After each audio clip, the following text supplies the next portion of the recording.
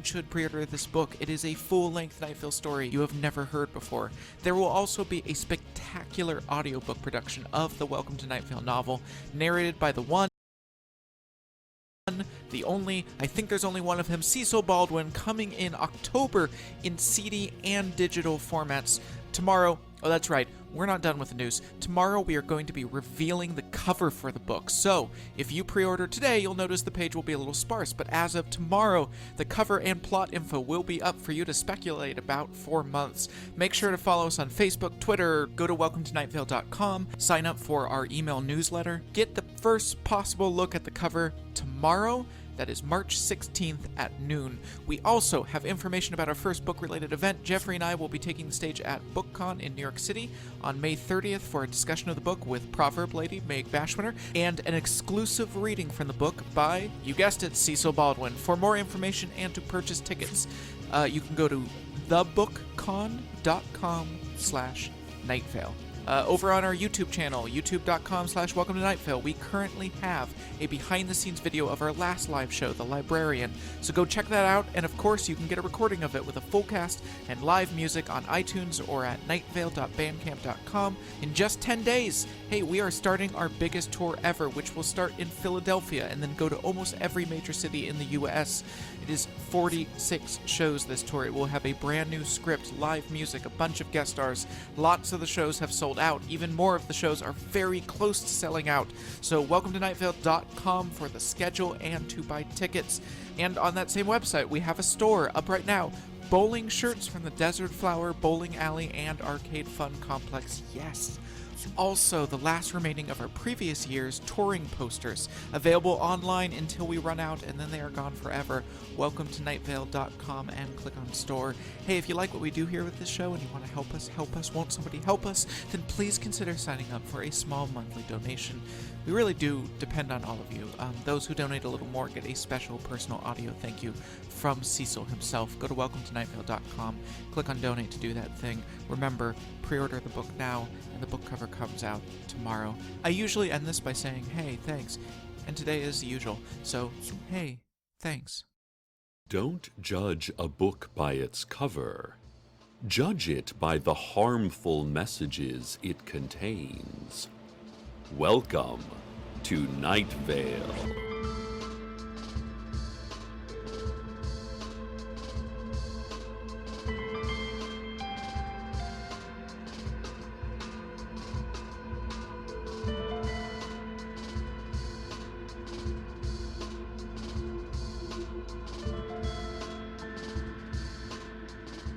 The enormous glowing cloud that serves as president of the Night Vale School Board announced a 5-year strategic plan for the school district. The plan, put together over the past year by the 12-member board, lays out new curriculum goals, organizational restructuring, and a comprehensive outline for eternal penitence before the mighty glow cloud.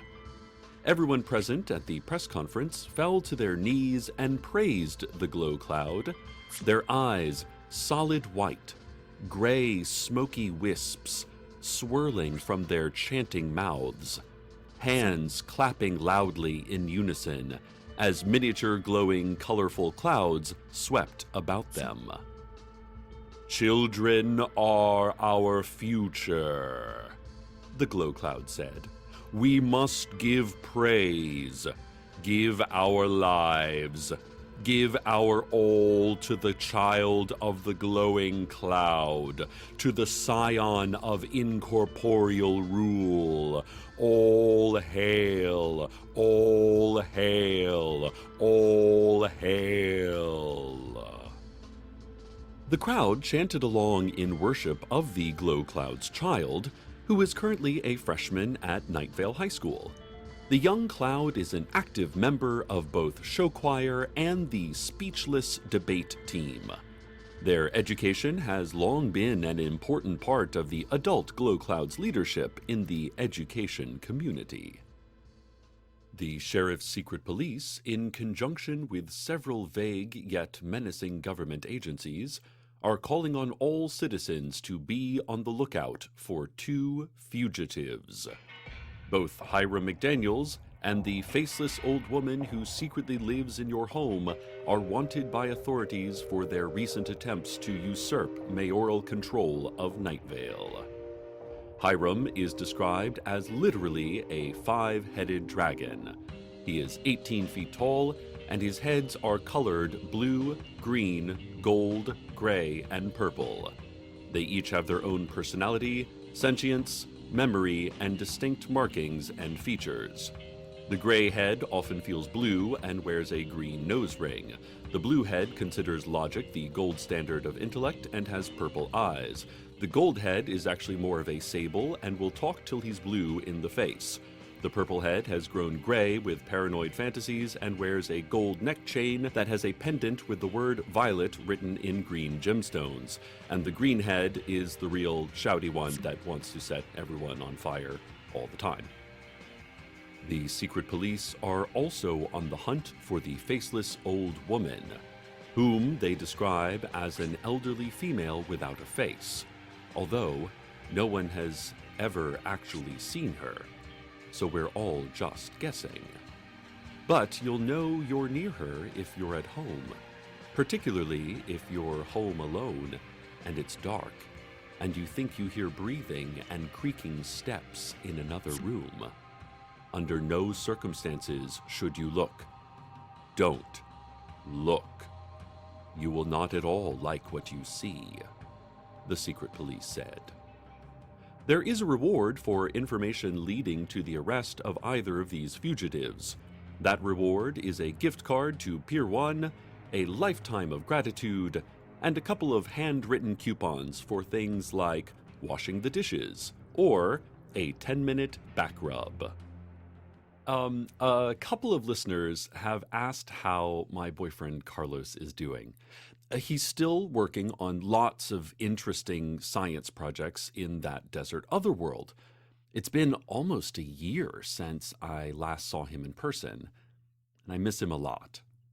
I'm waiting to hear back from station management about getting vacation time so I can go visit him. It's nearly impossible to get approved for vacation, and even if you do, you never know when or how you will find out. At most businesses, you just file some simple paperwork or ask your direct supervisor, and after a few days, they have someone from Human Resources hide in the back seat of your car, and when you're halfway home, they grab your face from behind, covering your eyes with one hand and mouth with the other, and shout, "Your vacation has been approved! Congratulations!" And then, in your excitement, you take them out for ice cream. But not in community radio. You can wait weeks or months to hear back. In the meantime, though, I've been taking up watercolors again. And I did something I've never done for anyone else I've ever been with. I painted a picture of Carlos. He's in profile, looking across his desert otherworld. He's wearing his Karl Lagerfeld-designed lab coat, and there's a car-sized Bichon Frise atop a dune behind him. And it might be the best painting I've ever made. I had long given up this old hobby, and lately I've grown so, I don't know, out of touch, lost, disconnected. I just needed something to occupy my time. Anyway, I hung it above my desk, near the window, and I tell you, it really gets me through the days, seeing my pastel Carlos in his brush-swept otherworld paradise. Let's take a look now at the community calendar. Thursday night, Dark Owl Records will be holding an open mic for anyone who promises not to play any music, perform any poetry or comedy, or produce any kind of art at all. Dark Owl owner Michelle Wynn says she hopes to not have to listen to or see any more art for as long as she lives, which she is sure will be for a really long time. It's taking forever, this life, Wynn said, before inserting an AOL free internet for 30 days disc into her antique CD player. This is the only thing I can listen to anymore, Wynn added. Friday morning, The Society for a Blood Space War will be traveling back in time and eliminating several future enemies before they gain training and grow powerful. According to the group's press kit, Friday is the official day of the event, but since they'll be traveling back in time, it's kind of moot because they've already done it. It's just that they recently hired a new PR manager, and he's being all like, you can't announce an event without a date. Anyway, they'll have preemptively assassinated all future enemy leaders by Friday morning. Well, this certainly explains the people in spacesuits who broke into our break room here at the station last week and started a laser knife battle with two folks from finance and our new intern, Hannah Ref, who, it turns out, had some pretty sick laser knife fighting skills. The finance folks went down easy, but Hannah managed to fight two of her attackers off before the three remaining intruders grabbed her and jumped en sacrificial mass into the temporary black hole they had created near the coffee maker, thus ending Hannah's future reign of space terror. To the family of intern Hannah, she was a very good intern, very focused, and always a friendly presence here in the office. She was also a future warlord in the Blood Space War, but you couldn't have known that. Only Hannah could have. She will be missed. Where was I? Oh. Saturday afternoon on the Great Lawn is the Ennui Fair, sponsored by the Last Bank of Night Vale. There will be some pouty clowns, indifferent to simplistic balloon shapes of dogs. There will be local merchants and artisans standing hopelessly in small lots, where they should be setting up booths to showcase their wares, but can't bring themselves to do so because they've lost the thread, not just of the fair, but of their careers and lives. Organizers say they expect cold rain that day, so you should...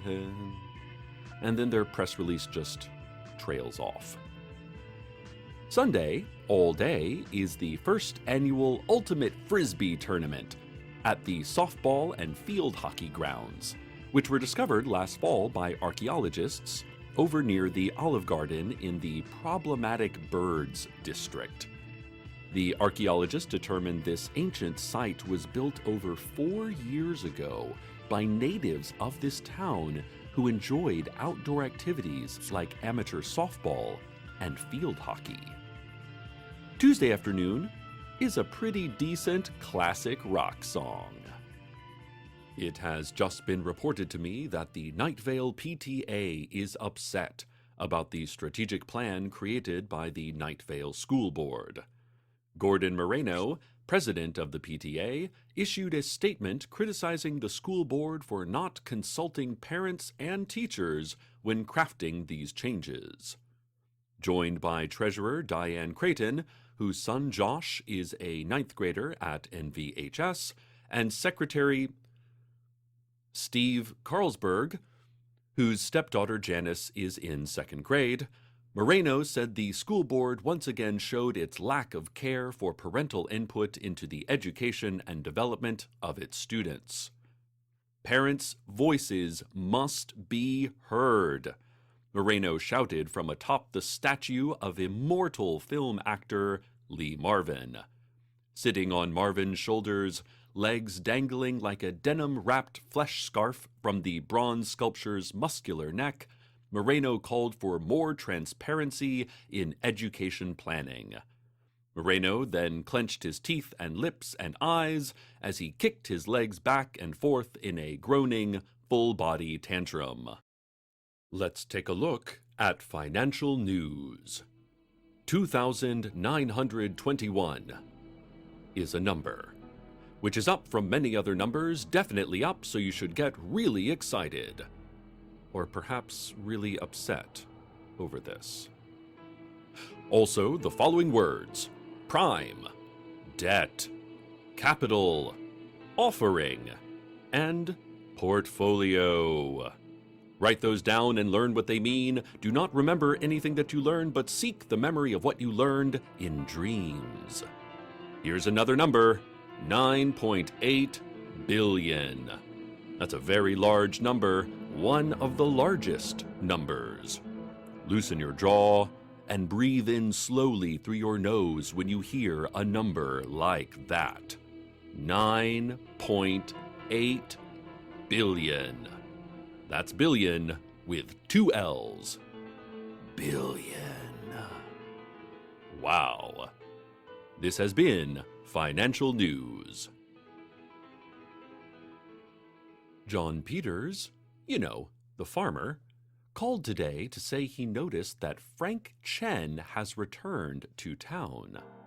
Some of you recall that Frank went missing a while back, and a little over 2 years ago his body was found by 4 kids who followed a railroad track.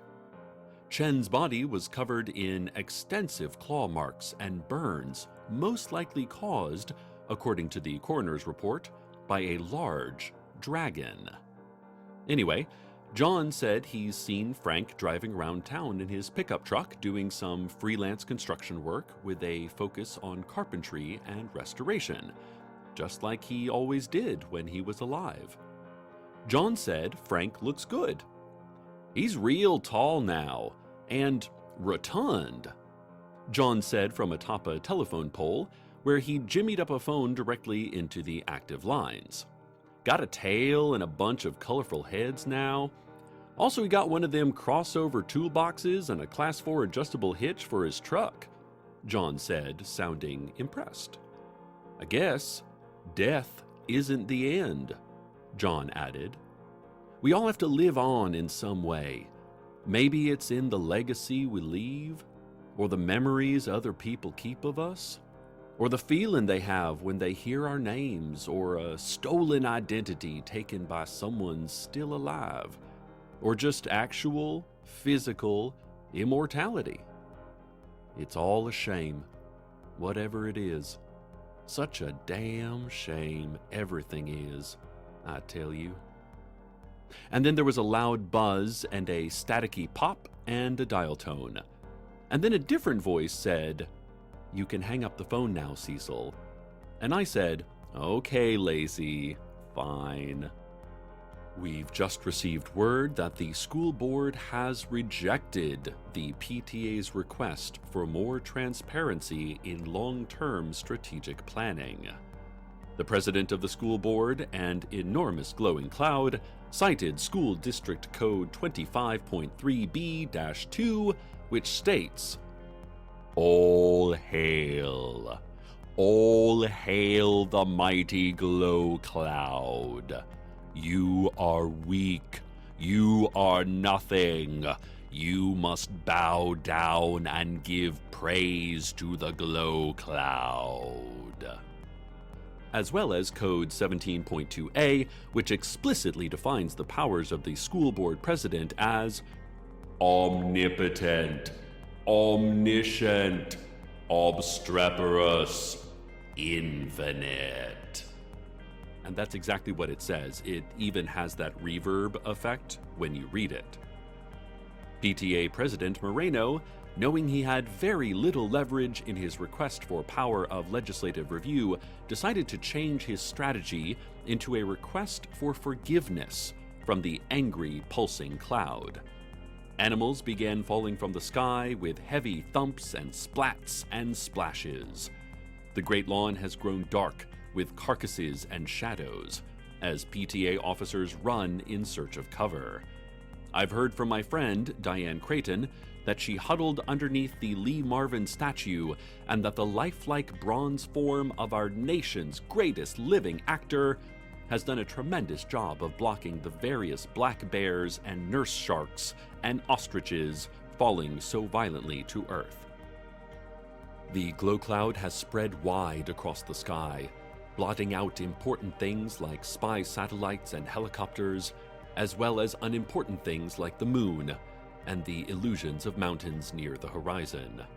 From right here in the studio, I can see the darkness spreading. It looks like this is as good a time as any to take you to the weather. What was that? What the was that?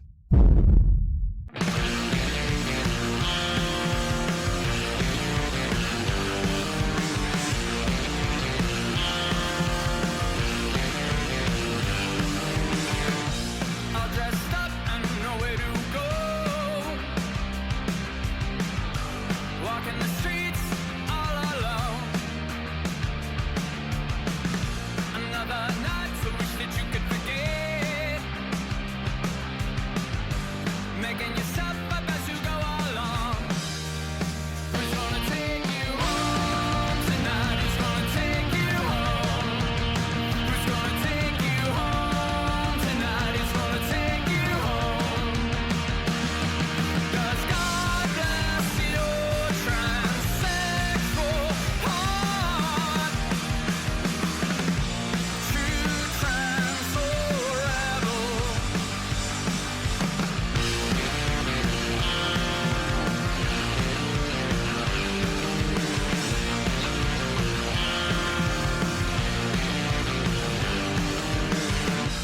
Yet to be born, you're already dead. Sleep is a gun beside you in bed. Follow it through to the obvious end. Slit your veins wide open, you bleed it out. Who's gonna take you home tonight? Who's gonna take you home? Who's gonna take you home tonight? Who's gonna take you home? Does God bless your transsexual heart? True trans or rebel?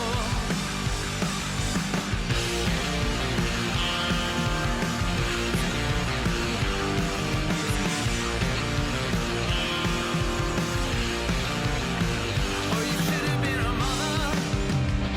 You should have been a wife. You should have been gone from here years ago. You should be living a different life. Who's gonna take you home tonight? Who's gonna take you home? Who's gonna take you home tonight? Who's gonna take you home? Who's gonna take you home tonight? Who's gonna take you home? Does God bless your transsexual heart? True trans or rebel? True trans or rebel?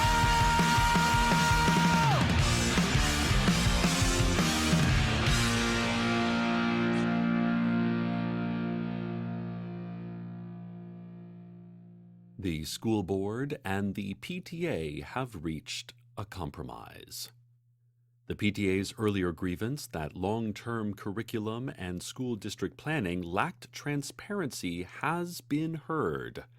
And while the Glow Cloud and the school board could not offer complete openness and inclusion in all school district decisions for the PTA, they could offer to stop dropping dead animals on everyone if the PTA never mentioned transparency or questioned authority again. PTA President Moreno agreed to these terms, panting, "Yeah, oh yeah, sure, never again. Please, just let us be. Please." Then he breathlessly repeated, "All hail, all hail, all hail," as thick residue of some fallen beast dripped slowly off his swollen face and onto his torn shirt. Diane Creighton, safe beneath the Lee Marvin statue, asked, "Perhaps a PTA liaison on the school board would be—" But Moreno jumped in, "No, no liaison. We're fine, Diane. We must give praise." And Diane didn't say a word, but she said a lot. Moreno did not acknowledge the look in Diane's eyes. Steve Carlsberg then added, "No, I don't know. It doesn't matter. I'm sure he added something." Steve always does. I hope you are all safe, dear listeners.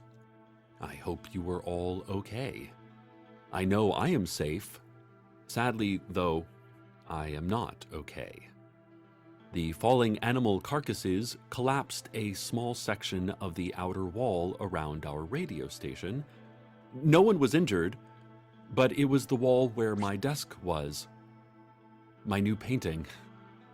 I had spent so long on it. I mean, I can replace it, but it's just that. It's just that it brought me such happiness, such a reason to get up, such little joys. Like, it's not hard to find images of Carlos. We have science with its phones and screens and psychic projections but that picture, it was art. Creation. Destroyed.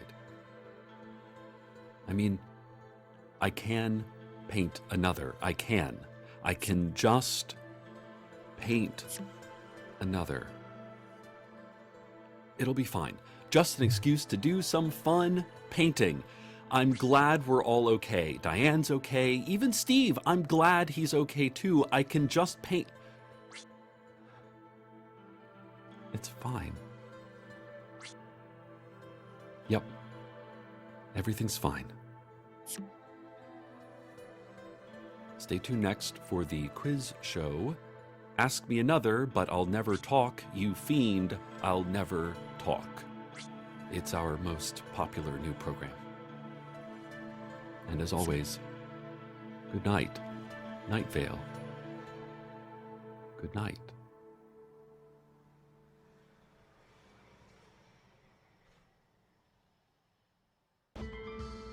Welcome to Night Vale is a production of Commonplace Books. It is written by Joseph Fink and Jeffrey Craner, and produced by Joseph Fink. The voice of Night Vale is Cecil Baldwin. Original music by Disparition. All of it can be found at disparition.info or at disparition.bandcamp.com. This episode's weather was True Trans Soul Rebel by Against Me. Find out more at againstme.net. Comments, questions, email us at info@welcometonightvale.com or follow us on Twitter at Night Vale Radio. Check out welcometonightvale.com for more information on this show, as well as all sorts of cool Night Vale stuff you can own. And while you're there, consider clicking the donate link. That'd be cool of you. Today's proverb: don't bring a gun to a knife fight. Don't bring a knife to a knife fight either. Stop going to knife fights altogether. What's your deal with knife fights?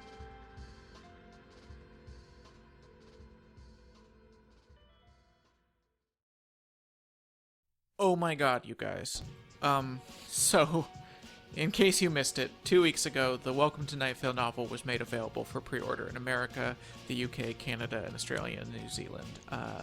Within a couple hours, with no advertising except me talking to you right here, and without even actually so much as cover art available yet, we were in the top 50 books on Amazon, and after another day, we were number 2 in all books on Amazon. Like, all books, all genres, number 2, number 1 on Barnes & Noble. Book doesn't even come out for 7 months, guys, so yeah, thank you, and go to welcometonightvale.com for the links to pre-order. It's 400 pages of brand new Night Vale like you've never seen it before. And remember, Jeffrey and I will be at BookCon in New York City on May 30th for a discussion of the book with proverb lady Meg Bashwinner and an exclusive reading from the book by Cecil Baldwin. For more information and to purchase tickets, go to thebookcon.com/nightvale. Hey, United States, everyone else, just plug your ears for a second. Okay, now that it's just us Americans, we are right now on a 41-city, 46-show U.S. tour. Yes, right at this moment. Today, we're in, where am I? I'm in Jacksonville. Many of the shows are sold out. Some of the shows have already happened, but there are still a bunch of shows on sale, and we're on the road for another couple months. So go to welcometonightvale.com and click on live shows to see the schedule and to buy tickets. Alright, you can start listening again, rest of world. Over on our YouTube channel, youtube.com/welcometonightvale. If you haven't seen it, there's behind-the-scenes video of our last live show, The Librarian, so go check that out. And of course, you can get a recording of it with a full cast and live music on iTunes or at nightvale.bandcamp.com, where you can pay whatever over 90 minutes of new Night Vale is worth to you. Welcome to nightvale.com. By the way, we have a store up right now. You know what? I'm not going to tell you. If you go to welcometonightvale.com and click on store, you can find out for yourself. There's some crazy stuff on there. Hey, if you like what we do here with this show and you want to help us train falcons to train hawks to train dogs, then please consider signing up for a small monthly donation. We really do depend on all of you. We're a small independent organization, and things like touring around the U.S. is not cheap. Those who donate a little more get a special personal audio thank you from Cecil himself. Go to welcometonightvale.com and click on donate to do that thing. From Florida or wherever I am. Hey, thanks. You have reached the voicemail of Cecil Gershwin Palmer. That might seem like an easy thing to do, but think about how long you had to stay alive just to learn how a phone works and who I am. Congratulate yourself on that. Give yourself a vigorous pat on the back, and don't forget to leave a message after the heavily distorted sample of a man saying, "I just couldn't eat another bite." I just couldn't eat another bite. Hey, sweetie, it's Carlos. I know you're probably busy talking, or not talking. It seems like you're always talking or not talking, you know? So I'll try again in a bit, but I just wanted to let you know what's up here. What's up? This guy... Okay, that is a funny joke, but it is also a scientifically accurate one. I only tell scientifically accurate jokes. I don't get how people can find inaccurate jokes funny. Like, okay, so a horse walks into a bar and says, "I feel used. As a species even, I feel used." And so then the bartender, who is also a horse, because, you know, this is the horse district where the horses live when they're not being used by the humans, and the horse bartender says, "Don't I know it, buddy?" And the first horse says, "I'm not your buddy." And then he says, "Man, I'm sorry. I'm so sorry. That was awful of me. It's the anger." So that's another example of a scientifically accurate joke. Things are going really well here. With the help of Doug and Alicia and the other members of the masked army that live in this strange desert otherworld, we've been starting to build out an infrastructure. Of course, I had already set up a temporary lab, but now we've dug up the stones that were used in the old settlements up on the mountain and have been building important basics of life, like shelter and roads and bloodstone circles. It's starting to look downright homey around here, if you ignore the disquieting wasteland beyond, so it's just like the rest of the world, really. There's lots of material to work with, because, get this, we've been just finding stuff lately. Microwaves, toolboxes, old tennis balls. They look like they've been here a while. I'm not sure how this stuff ended up here, but I'm going to find out. Ooh, that reminds me. I'm thinking of getting a tattoo with the definition of science straight out of Webster's dictionary. So it'll say, quote, "I don't know, but I'm trying to find out, okay?" End quote. And then it'll have a skull and some roses, ooh, maybe an anchor, to make it look old-timey. I'm still working on how to get you here, but I will. How? I don't know, but I'm trying to find out, okay? Okay? Okay. I love you. Talk again soon. Hey Cecil, it's Michelle from Dark Owl Records calling. The new Woody Guthrie album is in for you?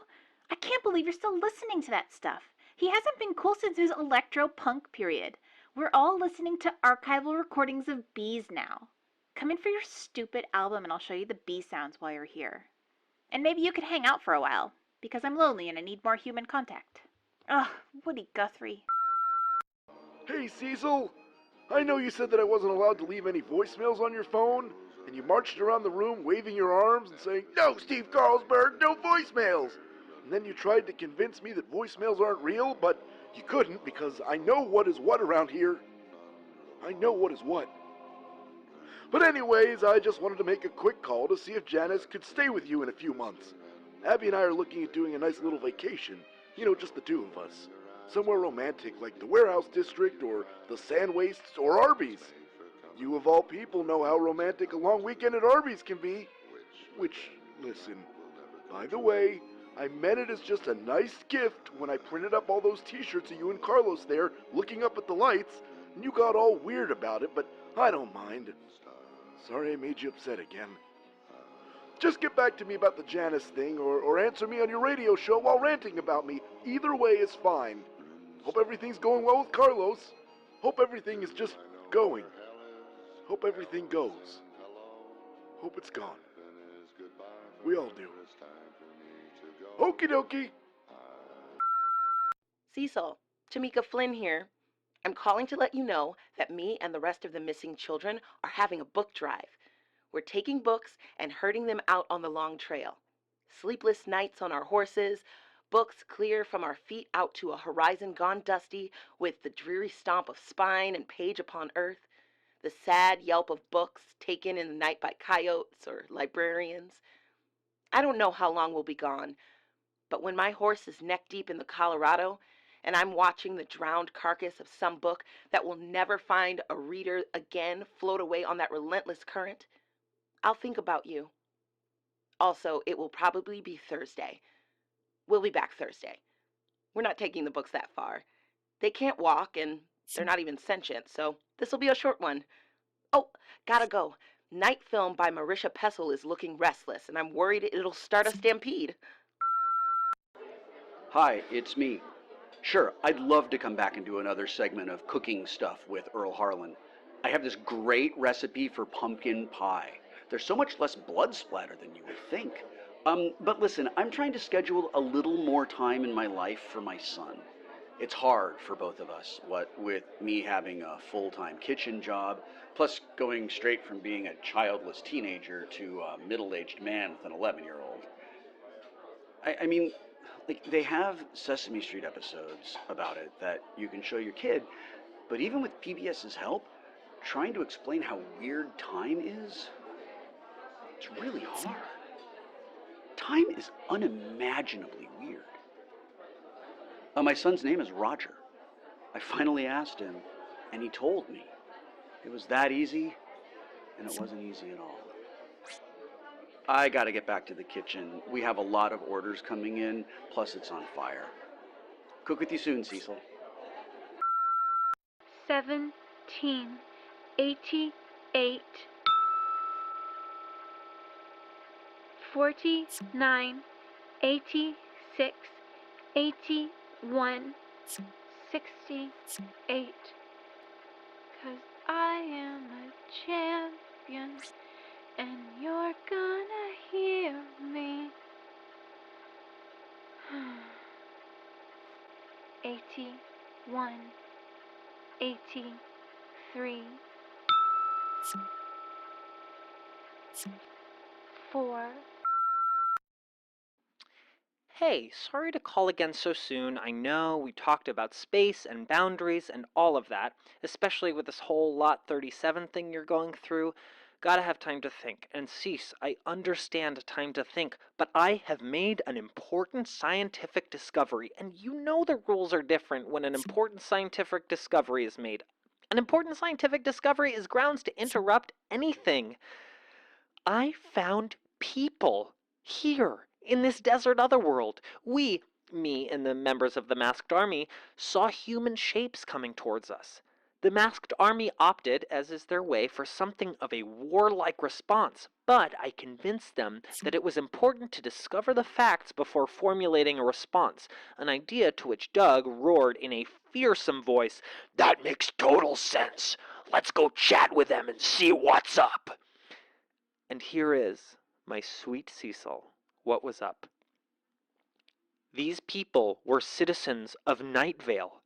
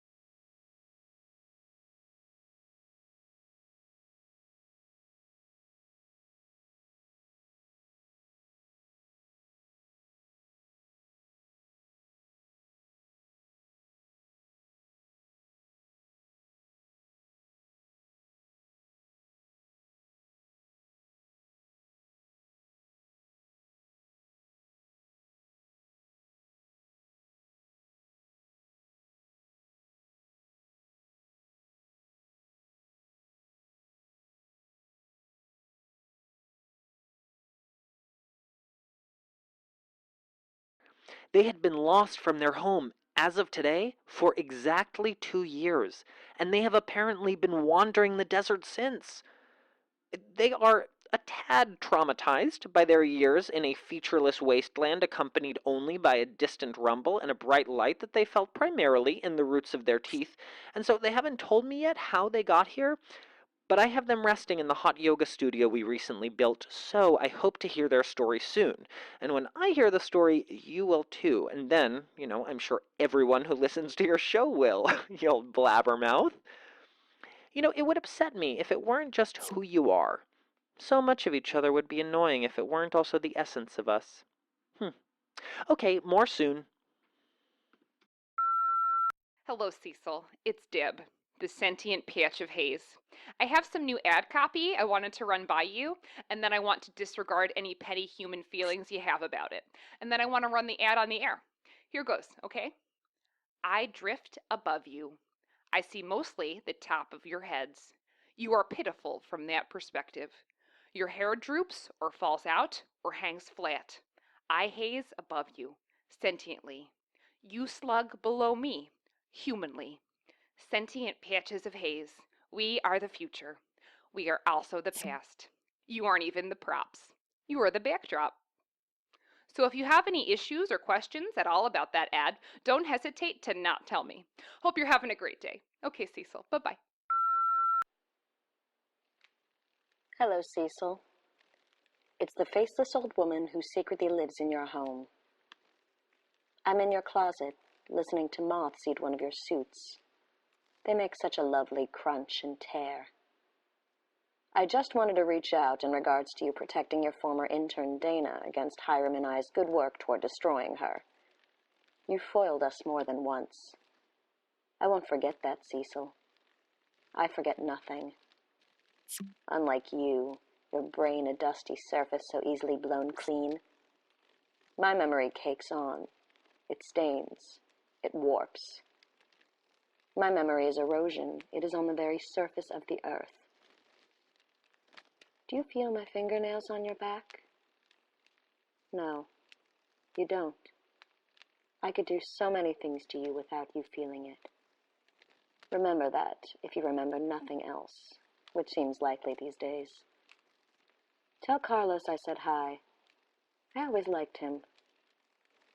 And stay out of my way, or I will destroy you, just as these moths I caught outside and carried into your closet are destroying all of your clothing.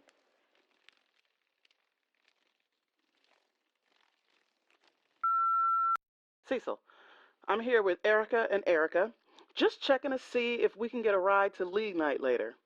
My car's in the shop because I stopped believing in it, so if you can fit us all in there, we'd appreciate it. Also, I can't use my left hand lately, so it might be a little tricky, but we are still going to win. We'll crush them, Cecil. Hi, Cecil. It's Dana. I hope you're doing okay. You seem kind of... lately. Lately you've been.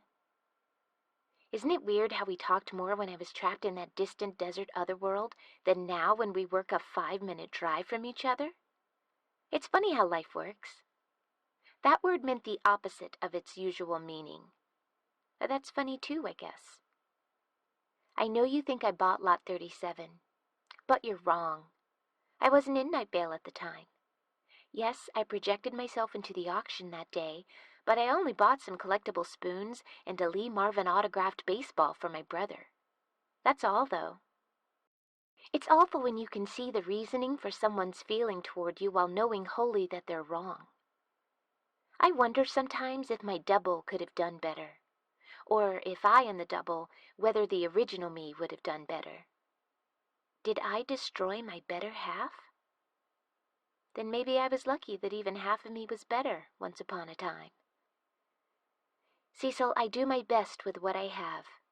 I don't have much. I hope we'll talk soon. Night Vale needs me as much as it needs you. And when it comes down to it, I'll stand for that before anything else. It's my job. Okay.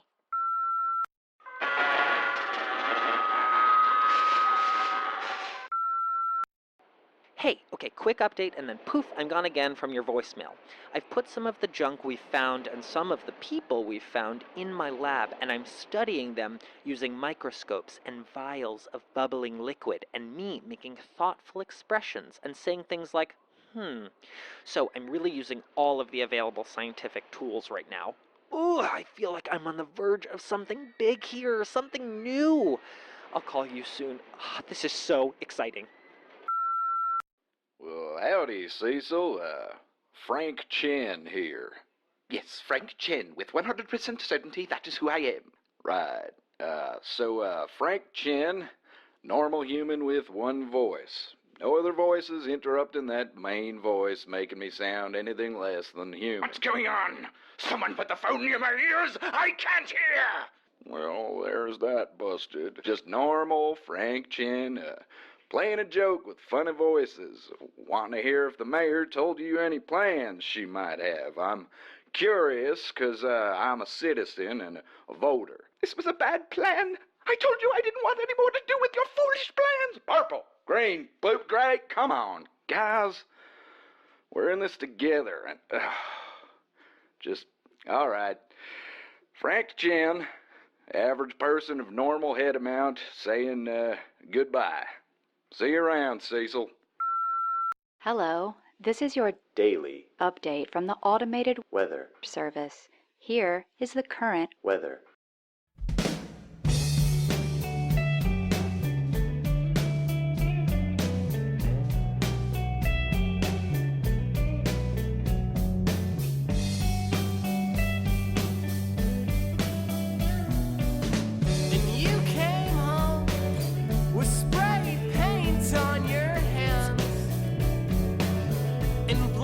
Dripping from your jeans, and you fell to the ground inside. I think they caught me. Yeah, you said, well, I think they caught me. You said I think there was a camera. You said I think they're always watching.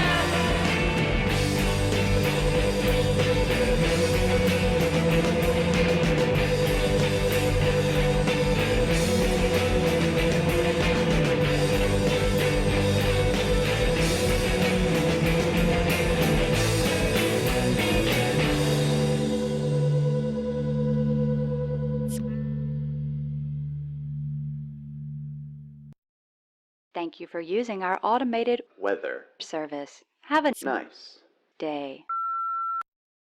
Cecil, I did it! I understand!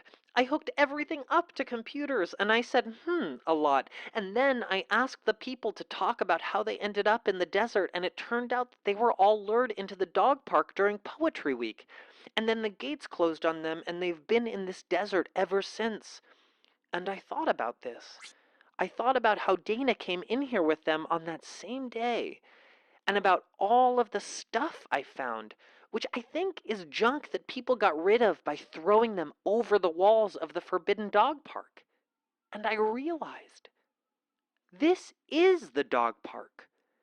This whole desert, the mountain, the light up on the mountain. We're in a vast, perhaps endless, and definitely endlessly forbidden dog park. Which means you can visit now.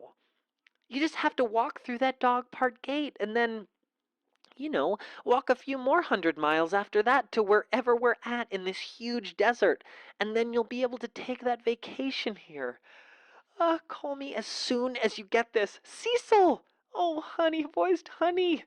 You'll be able to visit. Talk soon. I love you. Hey, friend. We haven't spoken in a while. Not since all that unpleasantness happened.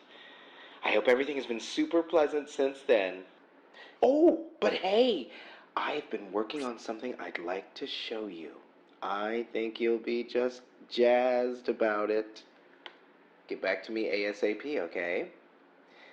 Until next time, Cecil. Until next time. Welcome to Night Vale is a production of Commonplace Books. It is written by Joseph Fink and Jeffrey Craner, and produced by Joseph Fink. The voice of Night Vale is Cecil Baldwin. The voice of Carlos was Dylan Marin. The voice of Michelle Wynn was Kate Jones. The voice of Steve Carlsberg was Hal Lublin. America. We're touring it. Right now we're in, Tucson. Or, I'm not. I'm in New York. But the Night Vale tour is in Tucson tonight. Listen, you're getting away from the point. Here's the point. This is our biggest tour yet. And this Saturday in Los Angeles is our biggest show on that tour, both in terms of the size of the crowd and the size of the cast. Tickets are mostly gone for that, so get on those. After the LA show, we still have, 31 more shows in a bunch of different cities. So if you live in the US, there is a show near you, maybe. Go to welcometonightvale.com and click on schedule to buy tickets. Remember how there is a Night Vale novel coming out this October because it's the best year ever, and when we put that novel on pre-order, it hit number 2 on all books on Amazon and number 1 on Barnes & Noble and some high position on the UK Amazon that is escaping me right now, even though it doesn't come out for 7 months? Well, so all of that. Also, you can now pre-order the audiobook, which will be performed, yes, by the one, the only Cecil Baldwin. But remember, the physical book is going to be awesome as well and have a beautiful cover designed by Rob Wilson, who designed the Night Vale logo. Oh man, which one to pre-order? I'll tell you, both of them. Just get both of them. If you've been missing it, over on youtube.com/welcome to Night Vale, Dylan, who plays Carlos, has been posting occasional behind-the-scenes videos from this current tour, in which all of us in the Night Vale world answer fan questions. Check that out and subscribe on YouTube if that's your thing. Let's see, recordings of previous Night Vale live shows on iTunes or at nightvale.bandcamp.com, where you can pay whatever an entire back catalog of new Night Vale is worth to you. Want to know what the live shows are like before you go? Why? Just jump in blindly, be adventurous, or, get the recordings of our previous live shows, whatever you want to do. Welcome to nightvale.com. We have a store. There's shirts that will make people sad and happy and weirded out, pillows and flasks and mugs. Go to welcometonightvale.com and click on store and all shall be revealed to you. Have you seen the feral dog shirt? Have you looked at it? If not, just go look at it. Seriously, check out the feral dog shirt. Hey, if you like what we do here with the show and you want to help us see how close you can get to volcanoes before it was a bad idea, then please consider signing up for a small monthly donation. We really do depend on all of you. Those who donate a little more get a special personal audio thank you from Cecil himself. He talks to you into your ears. Go to welcometonightvale.com and click on donate to do that thing. Alright, I'm gonna go get on a plane, and I'll see you soon, America, in a city near you. And hey, thanks. We all lie dreamily upon damp earth, spotting clouds shaped like animals we have yet to invent. Welcome to Night Vale.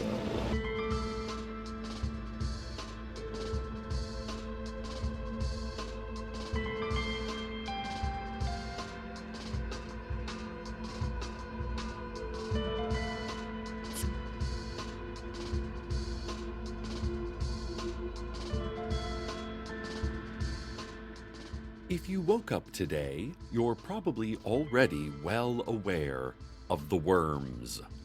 It's been about 12 years since the last round of worm-based terror in this town, but they're back. They're doing all of the usual worm things, flying around and dropping trees onto cars and houses, spitting venom at people, and eating stray cats and then leaving large mewling pellets all about town.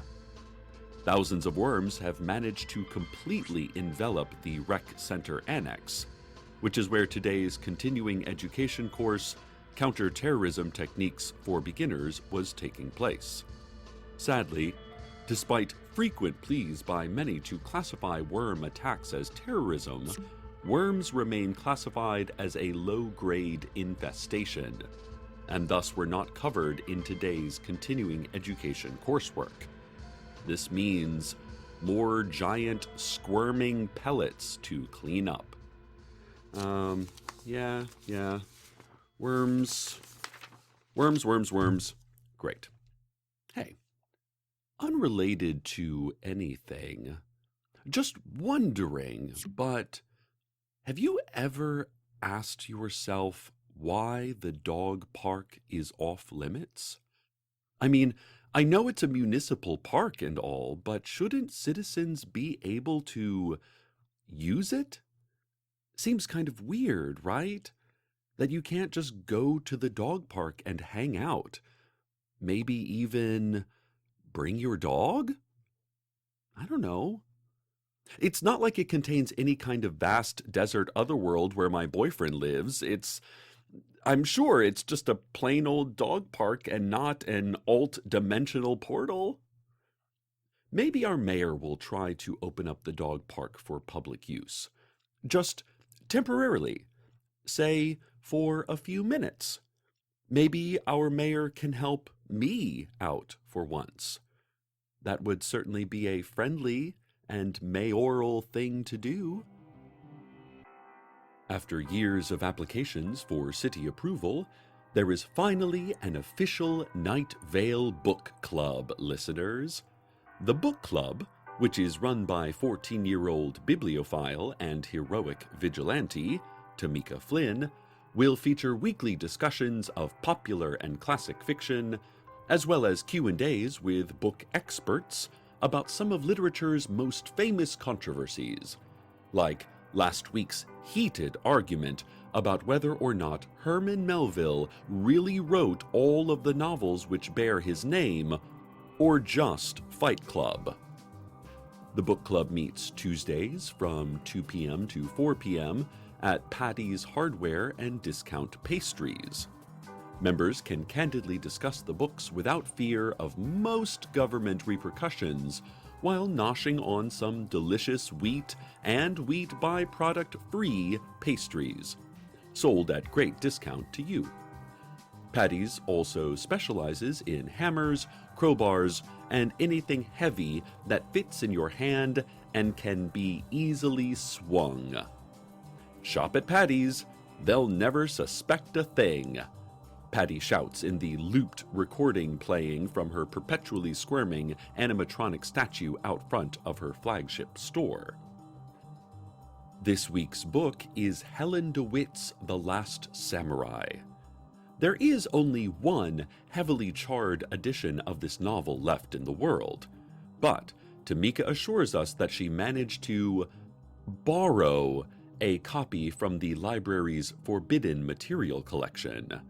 She did finger quotes around the word borrow, while also shaking her head no, and stomping "I am being totally facetious" in Morse code with her right leg. Then an owl landed on her shoulder and winked. Spring League baseball tryouts are next Saturday afternoon at the Haunted Baseball Diamond. Children new to organized baseball will be assigned teams automatically, based entirely on their personal dispositions. That way there's a whole team of courageous players, a whole team of clever players, one of conniving, selfish players, and one that takes all the rest of the players. Just like the 4 Major League Baseball teams. Tryouts are from 10 a.m. to 2 p.m., with volunteer coaches Betty Lucero and Lucia Taraschenko. The Night Vale Youth Baseball Association is asking parents to bring any extra baseballs to tryouts, as Coach Taraschenko died over 150 years ago and is now a ghost, and so has a hard time picking up ground balls during batting drills. Getting an update on the worms. City Council has now elevated the warning scale from worms, with a lowercase w followed by an ellipsis, to worms, with a capital W and 2 exclamation points. It has not yet reached all caps, worms! But if something is not done, this could become a more destructive worms outbreak than the famous worms, with all caps, 1 exclamation point, and underlined twice disaster of 1997. You know, listeners, if the worms get near the dog park, perhaps the hooded figures who pace about behind the tall black fences would get distracted. And then I could run in there and get to the desert other... I could just go check out the dogs, catching tennis balls and have a nice relaxing afternoon in a local park. Or, actually, no, I'd make a break for the desert otherworld inside the dog park and finally go visit Carlos. Or, something. And now a word from our sponsors. Too much clutter in your home? Do you have excess furniture, old clothes, a couple of folding bikes you never ride anymore, jazz CDs that you no longer want because you finally realized how intellectually dangerous they can be? Perhaps you could put that stuff online for sale. There's no reason to let old junk go to waste. How does that saying go? One person's trash is another person's leather bodysuit? It's true. I bet that couch of yours would look really good in, say, Denise Esposito's house. In fact, it's there now. We went ahead and sold your couch to Denise. She's already come and picked it up while you were at work. Also, we sold your TV to Sally Jensen, and your fridge to Mario Landis, and both of your cats to Pedro Reina. We sold all your belongings, and you didn't have to do a thing. Craigslist. We sold your stuff while you were gone. Due to today's worm attacks, the Sheriff's Secret Police are putting their search on hold for literal 5-headed dragon Hiram McDaniels and the faceless old woman who secretly lives in your home. After the attempted coup at City Hall several weeks back, the secret police have been aggressively pursuing the 2 fugitives who have reportedly conspired many times to overthrow Mayor Dana Cardinal. Mayor Cardinal has been imperiled several times in the last month, only to be saved by someone controlling Night Vale community radio host Cecil Palmer, who is still quite upset about being used against his will. If the mayor had just asked for my help, I would have happily come to her aid on my own, a frustrated Palmer said just now into this very microphone. Palmer alleges that Mayor Cardinal purchased him last year in an auction and has been using him as her personal protector. The mayor has denied these charges, but, like the Night Vale Constitution says, denying that you are guilty is a major sign of guilt. The secret police had previously warned against approaching either Hiram or the faceless old woman, as they are both deadly. But the secret police have been so busy dealing with the worms today that they just can't deal with everything on their own. Maybe you could help us out a bit, you think? A secret police spokesperson said as worms gripped his legs tighter. I'm sure you'll be fine if you could find either the 18-foot-tall five-headed dragon or the omnipresent ethereal woman who you can't quite ever see. Go ahead, bring them down. Thanks for doing that. Big help. Big help, the spokesperson said as the worm consumed, with one slimy gulp, the cutlass in his left hand. The secret police added they received a tip from Night Vale human, Frank Chen, that he saw Hiram McDaniels flying far away to some other place. And so, Chen said, Hiram is definitely not still in Night Vale. Hiram ain't coming round here anymore. I'm sure of it, Chen's long gold head stated. I will burn your frail, useless corpse, human, Chen's scaly green head added. Stop calling people humans. We are human, remember? Chen's blue head said. I am human, okay? Chen's gray head said. Knock it off, you guys! Chen's purple head grumbled from behind the other heads. Speaking of the faceless old woman, she knows a lot about this town. I bet I could ask her how to get into the dog park, how to get into that desert otherworld. I should ask her, but I'm not sure I'll be able to Ask me what? Oh, faceless old woman, you scared me. I know. So you want to go to the desert otherworld and visit your boyfriend? Well, You are upset that the mayor has been using you to protect her from those wonderful threats to her life. And you're frustrated by this town. And you just want some time away to clear your head. And so you don't have to always be saving the mayor from whatever great forces are trying to remove her from office. Well, that's... And by great, I mean really incredible. Of course, who even knows who's been doing all of this to the mayor? I mean, I know everything. But all of these delightful rumors and lies about me, and Hiram, I mean, how can people even report such rumors? Well, they're not totally untrue, I suppose. And how on earth could I even faceless old woman is... Yes, I'm sorry. I'm a bit distracted. You know how to get into the dog park. I do.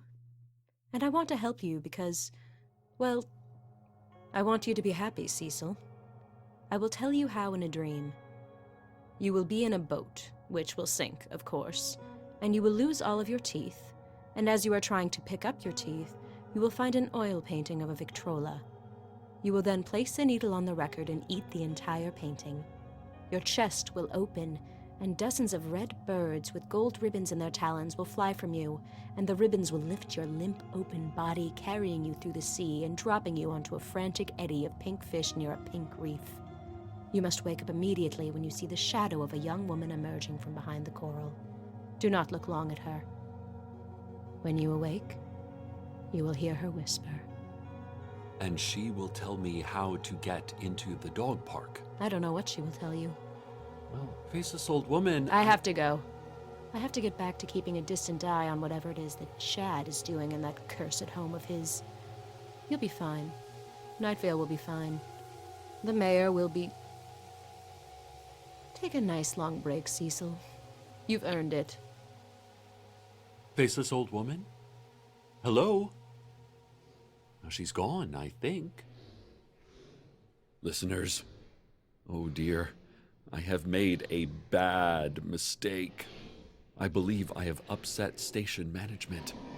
I think my openly talking about the dog park has proved to be far too political a topic for this station's old-fashioned values that believe in not questioning local, world, or secret reptilian governments, nor their parks. I have grown cavalier in my anxiousness to get out of town for a vacation, and this lack of care in my job perhaps will lead to my end. I do not like the color glowing around my studio door right now. I do not like the predatorial sniffing around the door's edge. I do not like that hum, nor the heat of my skin, nor the cold in my heart. I cannot face them, listeners. I cannot. I just want a vacation. I just want to see Carlos for a week, a day, an envelope. Oh no. The noise and the lights are gone. All that is left is a black envelope, upon which is a single silver glyph, lightly afire. I do not recognize the language, nor even the alphabet of this burning symbol, but I know in my mind exactly what this says. I wish I did not know. I must have courage. I must open this frightful news. Before I do, let me say I am sorry to station management and to the city of Night Vale. I have betrayed your trust with my careless speech. If spared, I promise to never speak ill nor question the dog park again, but for now I will take myself to my punishment, and I will take you to the weather. Well, my baby, she's like a little black star. She's just like her daddy, way yonder far. Just like her daddy, way yonder far. I'm gonna tell my Jesus about my little black star. Gonna tell my Jesus just where she are. Gonna tell my Jesus all about my star. We're down in the swamp, the mean old alligators fight. They fight all day and they fight all night. They fight all day and they fight all night.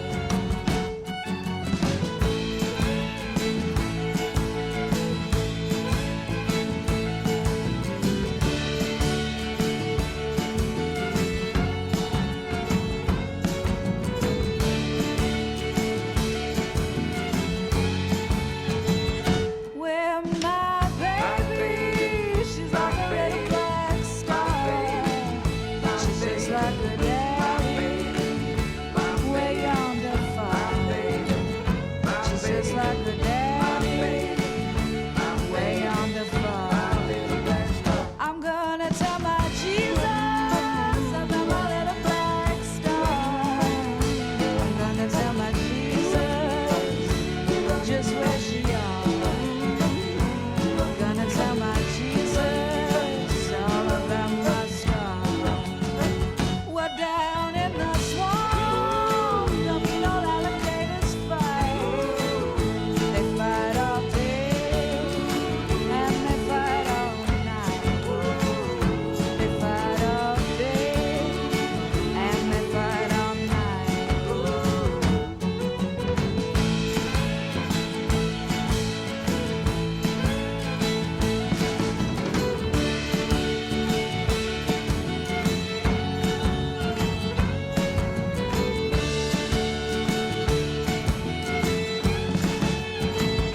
Well, my baby, she's like a little black star.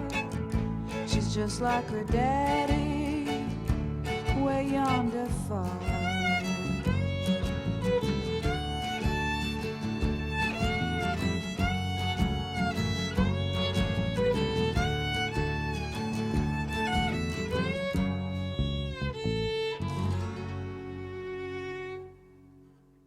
So, guess what? The envelope wasn't about the dog park at all. I fell to my knees, begging station management for forgiveness, but they silenced me immediately. They were simply letting me know that my vacation had finally been approved. I was confused for a moment. I asked about the burning glyph on the outside of the envelope and what I thought it meant, which took some explaining, as I didn't know how to describe that particular horrifying experience in English. And they laughed and said, no, that glyph is just the ancient abbreviation for human resources. They're who approved the vacations around here. Then they showed me the actual glyph that meant what I thought the other one meant, and I lost consciousness. I'm not sure for how long. When I woke, I heard the whispered instructions from the woman in the choral, and then I heard laughter. Station management was laughing. And I laughed too. And then they stopped laughing, or growling. Perhaps it was growling they were doing. It's very difficult to say what that noise is they make. Oh, wow. Yeah, I think it was growling.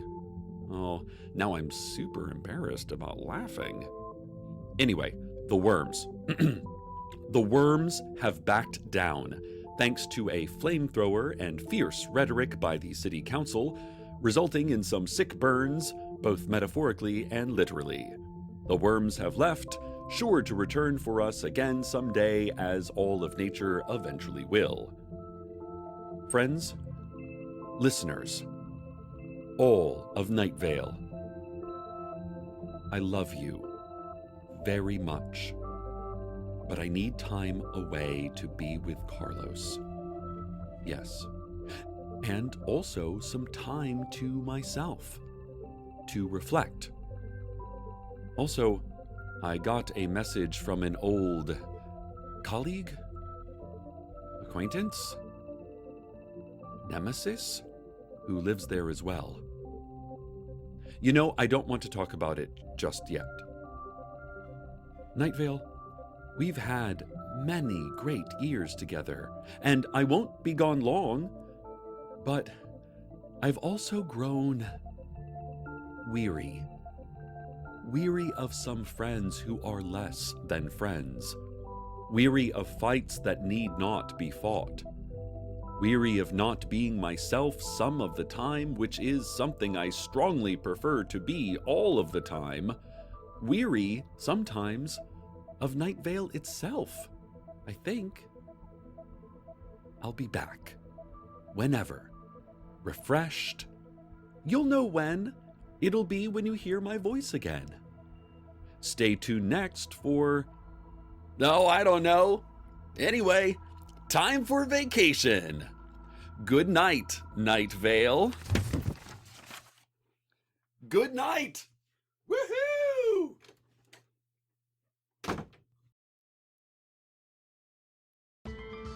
Welcome to Night Vale is a production of Commonplace Books. It is written by Joseph Fink and Jeffrey Craner, and produced by Joseph Fink. The voice of Night Vale is Cecil Baldwin.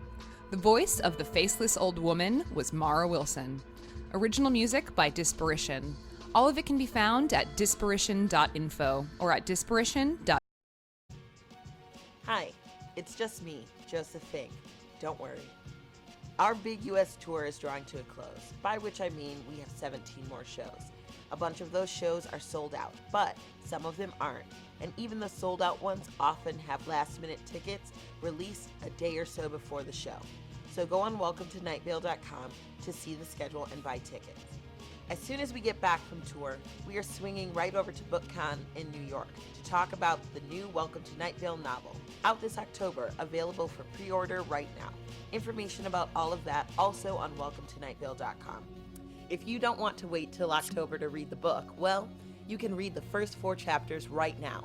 Our book is featured on iTunes as a can't-miss book at this year's BookCon, which means iTunes has somehow made it impossible to miss. I don't know if they're throwing books at people or what, but it cannot now be missed. iTunes is very powerful.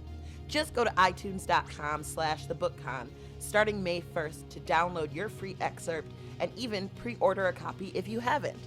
On our YouTube channel, youtube.com/welcometonightvale, we've been posting behind-the-scenes videos from this current tour made by Dylan Merritt, voice of Carlos.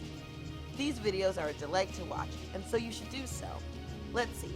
Recordings of previous Night Vale live shows on iTunes or at nightvale.bandcamp.com, where you can pay whatever several hours of Night Vale is worth to you. Never heard a live show? Give them a try. They have become their own lovely thing, a fun time for old fans and for people who have never heard us before. Welcome to nightvale.com. We have a store! Up right now, Night Vale eye patches and bowling shirts from the Desert Flower Bowling Alley and Arcade Fun Complex. Up soon, other things. Things come and go regularly. So go to welcometonightvale.com and click on the store to see what's there now. Hey, if you like what we do here with this show and you want to help us turn back time and find a way to take back those words that hurt you, then please consider signing up for a small monthly donation. We really do depend on all of you. Those who donate a little more get a special personal audio thank you from Cecil himself. Go to welcometonightvale.com and click on donate to do that thing. This has all been fine.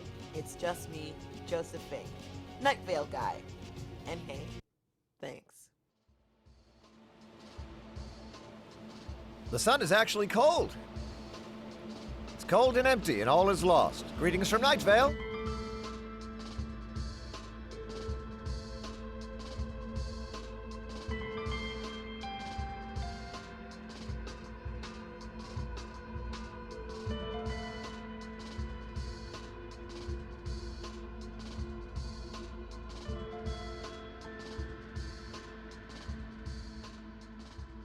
While your regular host Cecil Palmer is on vacation, we continue to bring you some of the highlights of his uncountable years here at Night Vale Community Radio. From lowly but eager intern filing reports from the field to his tenure behind the desk at the greatest community radio station in America. Today I thought we'd start with a very special and rare clip, Cecil's first ever broadcast on our airwaves. Let's listen.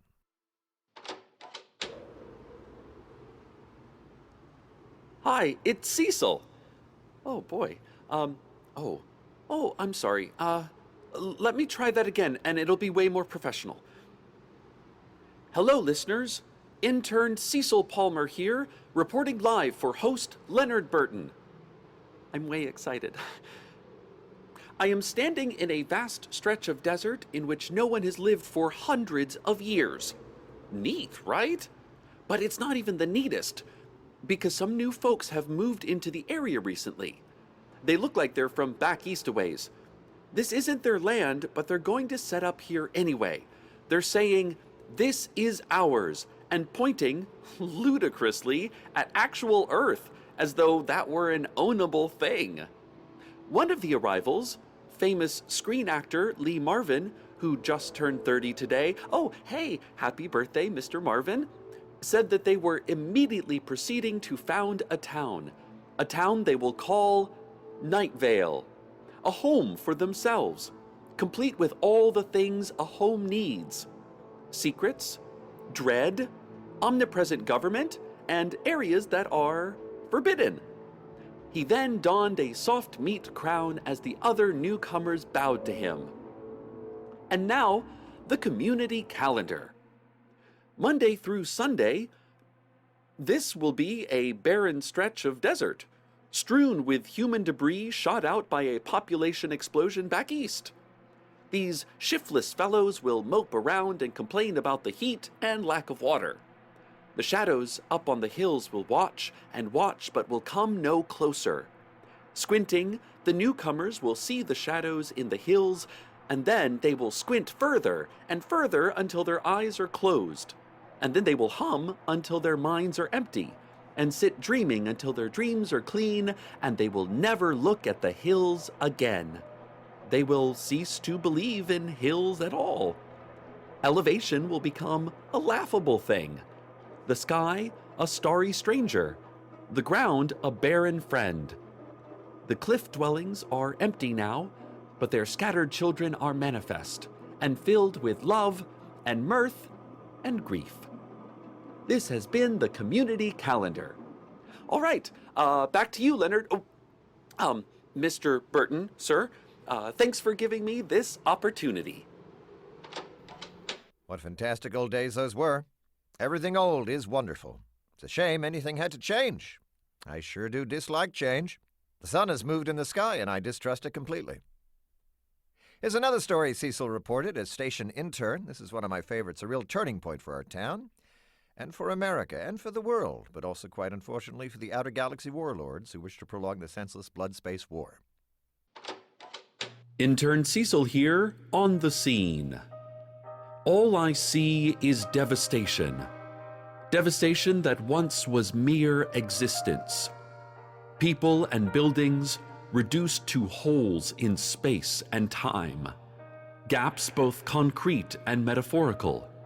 Losses that would be overwhelming if everything didn't already proceed in a state of pre-loss. Each thing defined in its existence by the nothing that will come after.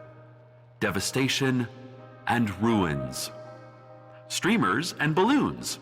So a happy big 3-0 to immortal screen legend Lee Marvin, who is celebrating his special day by opening his 7th eye and incinerating onlookers by the wailing hundreds with his holy light. Happy birthday, Mr. Marvin. And now, the Children's Fun Fact Science Corner. I recently took a fantastic trip to Europe.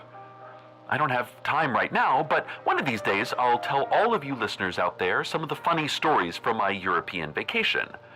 In the meantime, we're here about science, right?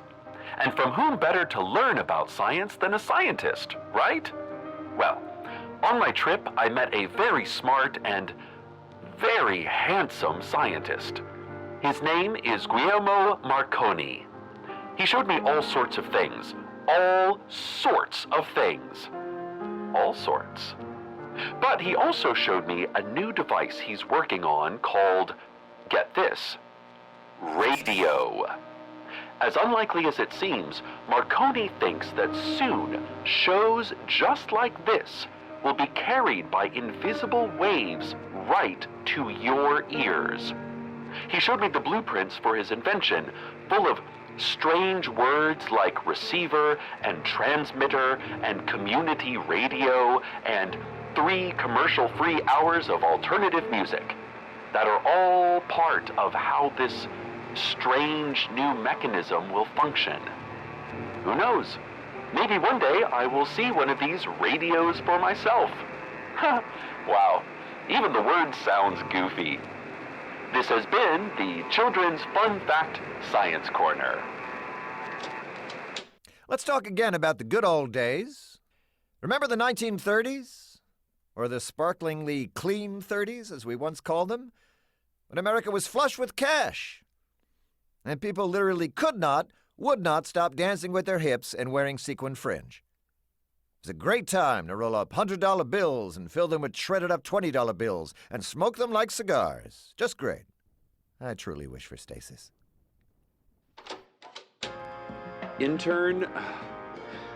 Still intern Cecil here.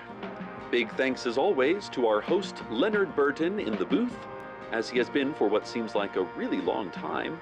Oh, not saying that it is a long time. Who knows what a long time is even? Not me, but it just seems that way. That's all. It's New Year's Eve, 1934. And here in Night Vale, as in towns all over this great country, we are celebrating with large swimming pools full of champagne. This is both fun and also practical, since we have way more champagne than we can drink or even safely store, without the towering stacks of champagne crates threatening to tumble down onto our fragile bodies. So, what better way of honoring the season than just dumping a ton of this stuff into a swimming pool and splashing around in it? Turns out, it's not great for swimming in, what with the alcohol content and acidity. But it's okay, because we have pool floats made from compacted caviar. Everyone is here, and everyone is having a blast. Even little Josie Ortiz, young as she is getting in on the act, entertaining swimmers with simple magic tricks and minor prophecies. This is the best party Night Vale has had since last week's big blowout in honor of Lee Marvin's 30th birthday. As I look out over the lush grassland and the verdant trees sagging with tropical fruit, an area that just a few years ago was flat, empty desert forever, I feel the warmth inside. That American warmth that gives me great certainty. It will be this way from now to always. From now on, peace. From now on, prosperity. From now on, champagne swimming pools every New Year's. America is taking flight, and hard-working people are its wings. Back to you as always, Leonard. Always. I genuinely can't remember a time you didn't have that job.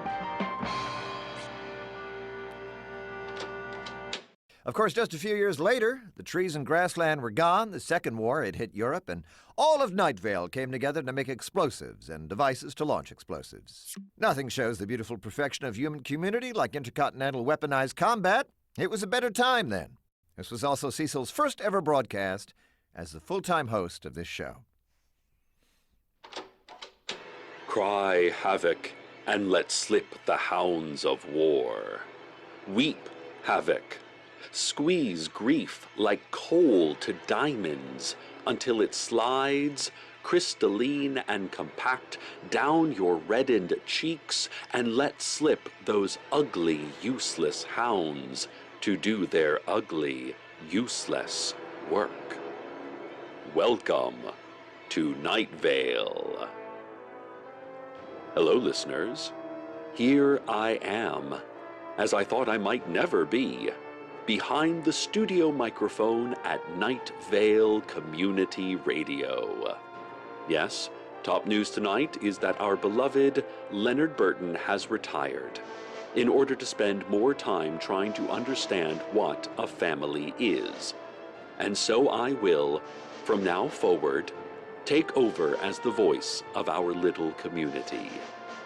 This is a proud day for me.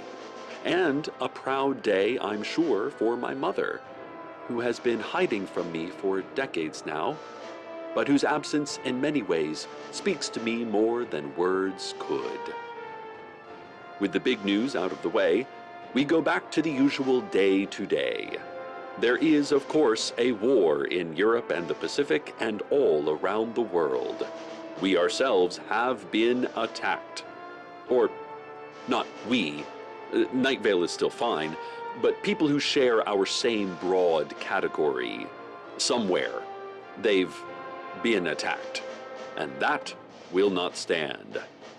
Night Vale is, of course, very tricky to leave, so no one has actually joined the army or anything, but we are doing our part for America by buying war bonds, growing victory gardens, and chanting in bloodstone circles.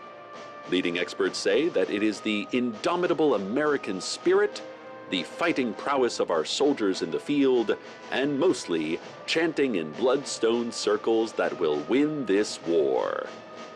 Like those famous Rosie the Riveter posters all over town say, "Get chanting in bloodstone circles double time, or me and the rest of the Riveters will come at you with rivet guns." You ever have someone come at you with a rivet gun? Well, bud, you don't want that. Trust me. Inspiring words in difficult times. But when the turbulent events of the past few years have you down, just remember your friend Cecil, behind the mic and talking you through it from this day forward.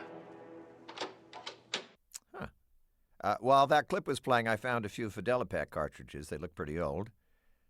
I don't remember pulling these for today's Best Of show. Let's see what the first one is. It's marked The End? ? Newelgorsk, our Russian sister city, is gone. The people of Newelgorsk, our friends, they are gone too. Since then the sky has been hot with death. So much fuel for so many rockets burning away at once. It makes the fall air seem a little warmer, even down here. Not to mention that final sizzle at the end of each. blooms of death, all over the world, hot and final.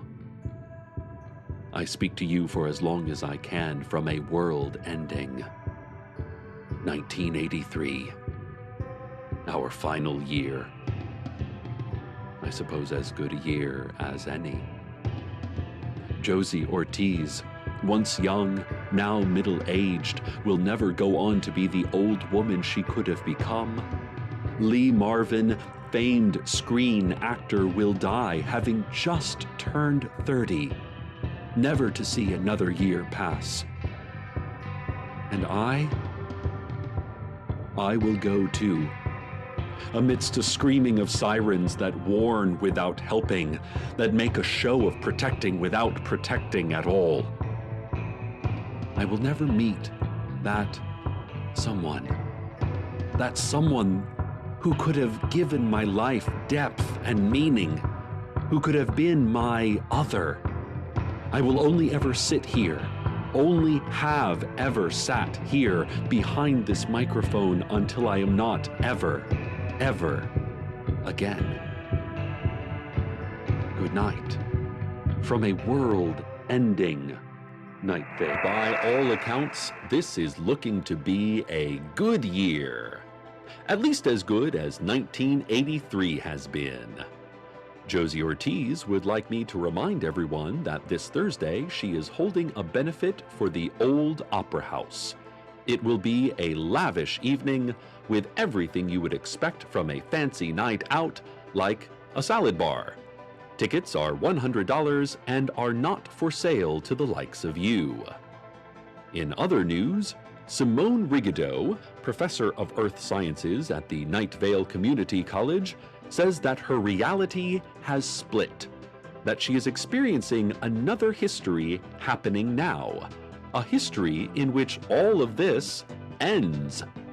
She is shutting down the Earth Sciences program in order to devote herself fully to understanding what has happened to her shattered mind and this ended, but yet also not ended world.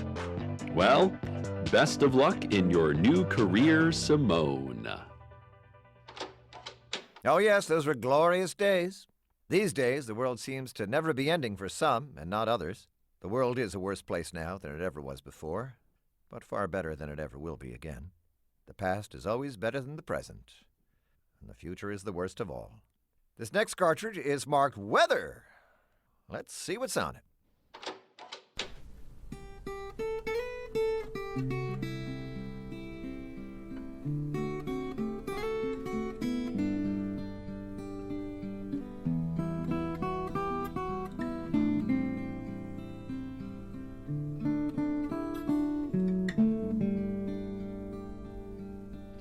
When can I say that I love you? When can I say that you're mine? When can I say that I miss the way our fingers intertwine? When can I say that I miss you and want you here by my side? When can I say that I love you and have it not be a lie?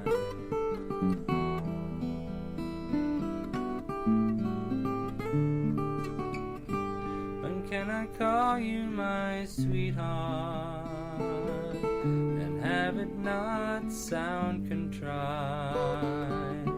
That every moment I say it, the love shines in my eyes. I want to say you're my someone until my face turns to blue. When can I say that I love you and have it not sound untrue?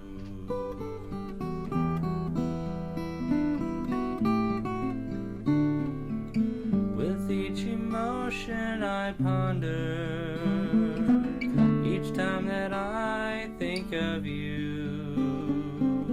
With every beat that my heart skips. I hope you feel the same too. I hope that someday you'll hear this and the stars will align, so I can say that I love you, and I can say that you're mine.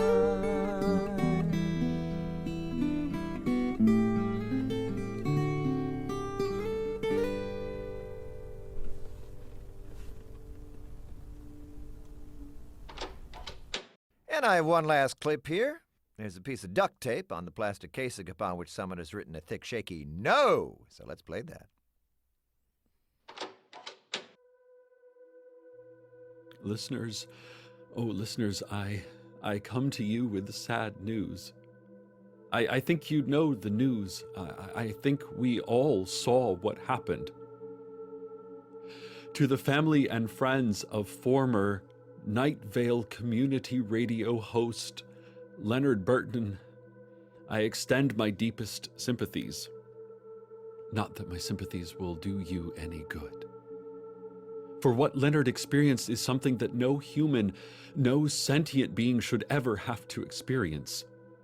The blood, those stains on the broken asphalt, the skin, or I think that was skin, but then all those bits that were clearly not skin, of course, and then all the more blood, of course, and then the wretched sound of the pulling, and the single, awful snap.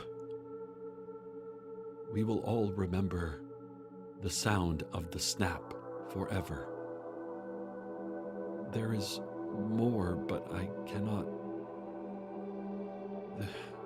There is more, but I won't. And the fingernails. Of course, the fingernails.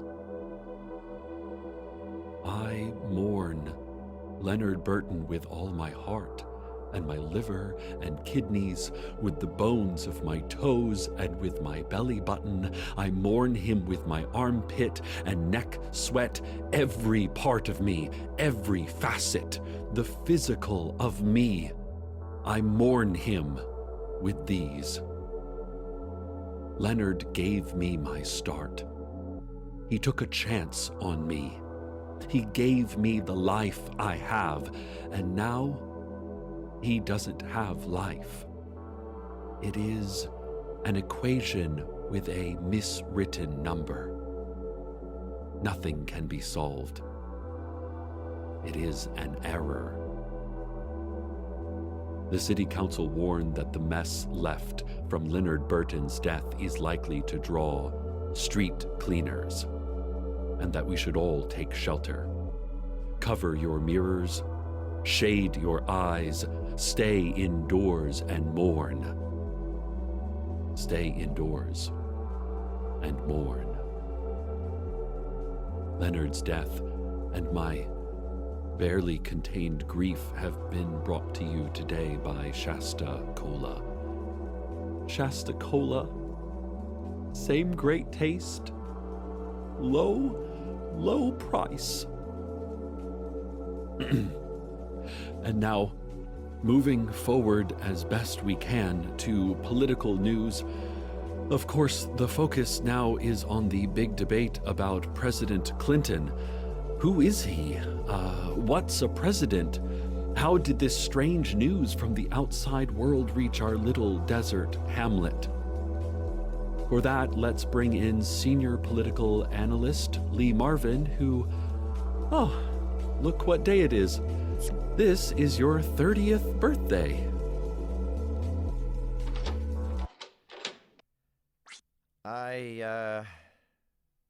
Listeners, have you ever forgotten where you put your keys?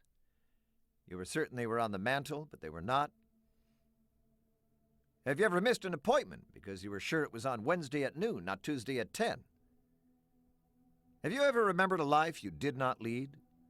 Has a carefully collated series of words ever made you uncertain, unconfident, or just un as an adjective unto itself.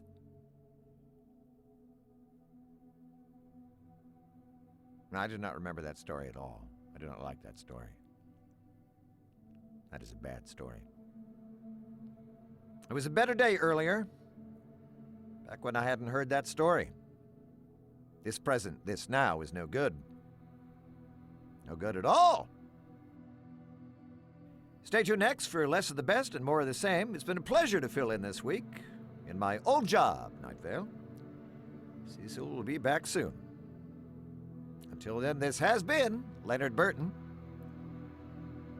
And as always, see ya, Night Vale. See ya.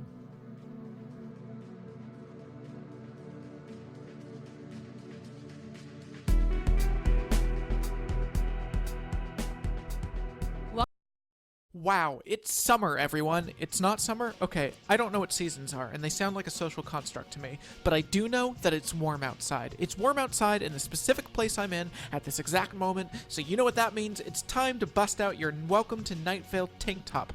You don't have one of those? Well, you can mosey on over to welcometonightvale.com and get one.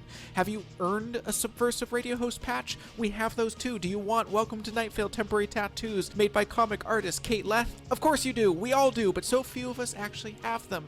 So you can go to welcometonightvale.com and click on store. There's so many amazing things by talented artists there. I can't even get into listing them all. Just go and look. In the meantime, this is your last chance to sign up for BookCon in New York City, where on Saturday, May 30th, we will be having a panel complete with an exclusive live reading by Cecil Baldwin and discussion with me and Jeffrey, hosted by Proverb Lady Meg, all talking about the new Welcome to Night Vale novel out this October, available for pre-order right now. Whew.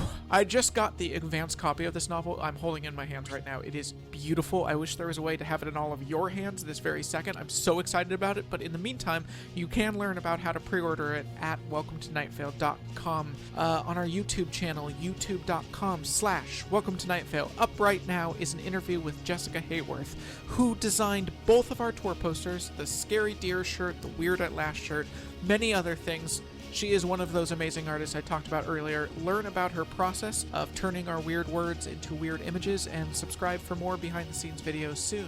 Let's see, recordings of previous Night Vale live shows on iTunes or at nightvale.bandcamp.com, where you can pay for whatever several hours of new Night Vale is worth to you. I don't know, if you've been resisting trying one of these, stop resisting and give it a shot.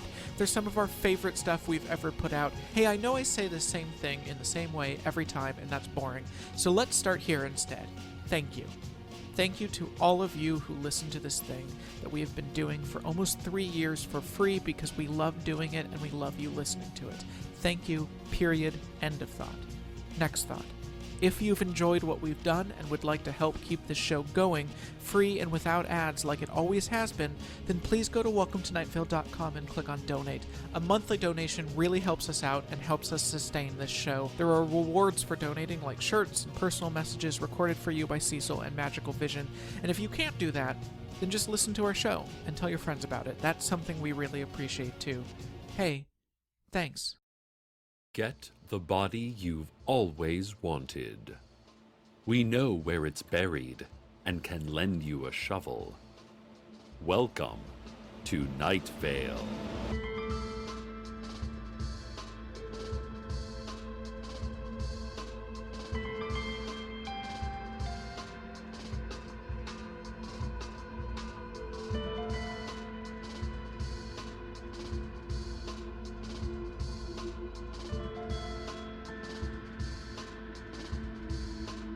Hello, listeners. I'm back from vacation and I'm feeling great.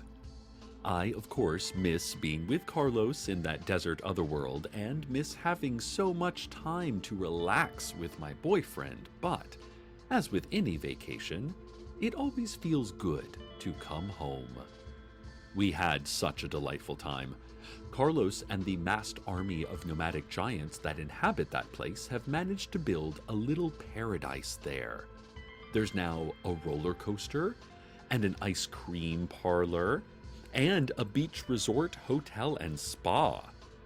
Unfortunately, they don't have operators for the roller coaster, nor any milk for making ice cream, nor any water along the beach resort.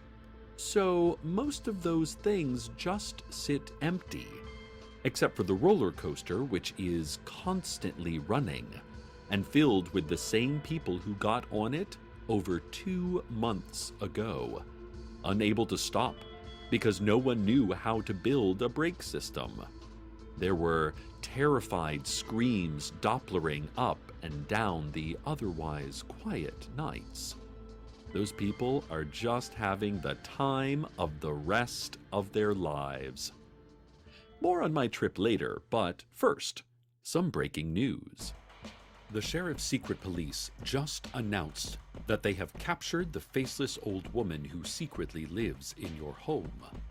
The faceless old woman is one of 2 fugitives the Secret Police have been tracking for the past few months. She and literal 5-headed dragon, Hiram McDaniels, are wanted in connection with a series of attacks on Mayor Dana Cardinal at City Hall. A Secret Police spokesdeer made today's big announcement by riding it in dirt with its hoof. The announcement began a couple of hours ago, but we're just now getting to the good stuff. And reporters have grown impatient with the spokesdeer, who can only scratch 1 or 2 words at a time, and then has to erase them before continuing with the next words. The press conference turned ugly, as a couple of reporters shouted, "Speak English!" at the deer. But then a couple more shouted, "Paruski!" and the spokesdeer, looking relieved, began speaking in fluent Russian, which flummoxed those reporters who only spoke English, despite their adamant demands that others develop a mastery of multiple languages. But the big news is that they captured a dangerous fugitive, which is so shocking because, to my knowledge, no one has ever seen the faceless old woman who secretly lives in your home, because she lives there secretly. Of course, without a face. I imagine it would be simultaneously easy and difficult to identify her. More on this story as it develops. Okay, so back to our vacation. Carlos showed me the apartment he built using his scientific knowledge of physical materials and spatial relations. It was a cute little 1-bedroom on the side of a low, craggy mountain. Yeah, I know, I could hardly believe it. A mountain, right? We took turns making each other breakfast whenever we thought it was morning. Carlos cooks a delicious vegan omelet using thick fillets of ginger root for the eggs and filling it with dried cranberries and capers. I'm not a great cook, but I make excellent coffee. I generally don't let Carlos make the coffee because I have a specific way I like to make it using a coffee hammer and angry chanting. I like my coffee like I like my nights. Dark, endless, and impossible to sleep through. After a week's staycation in Carlos's apartment, we went with the giant masked warrior Alicia on several hiking trails around the desert canyons. Carlos and Alicia showed me the brilliant array of flora that grows in that desert otherworld. While the desert around Night Vale is mostly red and brown dust, with a smattering of white and brown rocks, topped with gray and brown brush, the canyons of the desert otherworld are flush with rich brush of charcoal and tan, rocks the color of snow and leather, and dust that was striped in shades of sunset and mahogany. And there were mysterious lights in the sky, just like here in Night Vale. We could not understand the lights, but we understood our lack of understanding, which is all most understanding is. Some mornings, Alicia and Doug and the other giant masked warriors would see other masked armies, and they would head off to war, gone for days at a time, only to return bloodied and fewer in number. Carlos and I didn't mind because it gave us more time to ourselves. Oh, more about our vacation later, but there's some news or something. An update on today's arrest of the faceless old woman. Several residents across Night Vale are reporting vandalism inside their homes. Old Town residents Christopher Brady and Stuart Robinson report their living room walls were covered in writing that reads, "You talked. I see you, and I cannot hate you, but I cannot forgive you." The text seems to have been written with hand-smeared mayonnaise. Also, all of the toes were cut out of their dress socks. Said Robinson of the damage, "I think it's because I reported to the sheriff that the faceless old woman who secretly lives in our home was secretly living in our home. I regret this now." Brady added, "I told you not to do that, Stuart." Robinson then replied, head in his hands, "I know, Chris. You were right. You're always right. You should have listened to Christopher," came a cold whisper over their shoulders. Stay tuned here as we bring you more news of today's arrest.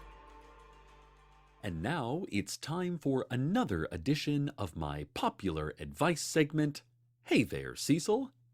Let's get to your questions. Hey there, Cecil. I date a lot of people, but never for very long.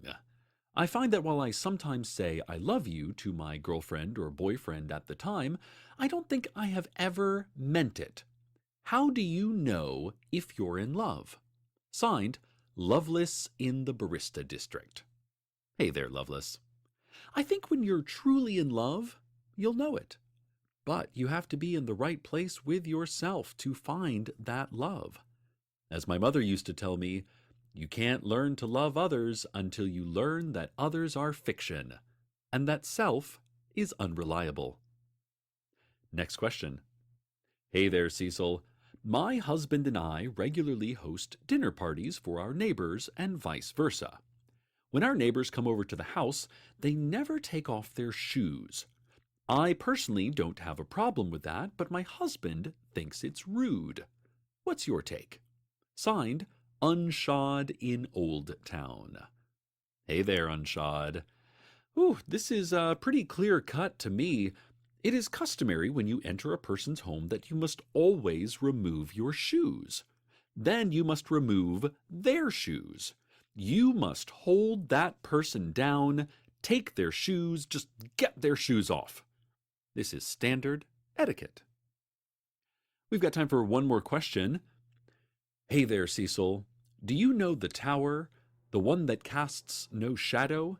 It also sounds like an untuned cello. Do you know the one? Smells like sulfur? Well, it's glowing now. Signed, Malevolent in Mission Grove Park. Hey there, Malevolent. You know as well as I do that tower was destroyed a century ago. Never write me again. Please write me again. Old Woman Josie and her friends who are not angels, just a bunch of really tall people with wings named Erica, whom we cannot bear to look directly at, said that the new old Night Vale Opera House was coming along nicely. Although I drove past the construction site the other day, and it's still a mostly empty lot. The only difference is that they changed the sign from Josefina Contractors Inc. to Strex Corp Operatics Limited. Also, there's a giant opera house there, but other than that, it still looks nearly the same as when they broke ground months ago. Opening night of the new old opera house will be June 15th, and will feature the world premiere of an original opera by the famous actor and composer Lee Marvin, Night Vale's own immortal legend of stage and screen. Still no word on what an opera is. I'm being told it's like a petting zoo, but with fewer starving wolves and more intermissions. Breaking news from City Hall as the Sheriff's Secret Police say they have now arrested more than a dozen faceless old women. The spokesdeer, still speaking in Russian for the Russian-speaking press, while also writing English words in the dirt for the embittered English-speaking press, say that the faceless old woman who secretly lives in your home seems to be several bodies connected to a single sentience. She seems not to be omnipresent at all, merely multi-present. The secret police spokesdeer then laughed in Russian while writing he in English in the dirt. Oh dear, that's simply not true. Okay. Now there's a very long insect crawling into my ear. It's all the way in my ear now. I am not okay with this faceless old woman. Faceless old woman? Oh, God. Listeners, hang on while I get this silverfish out of my ear canal.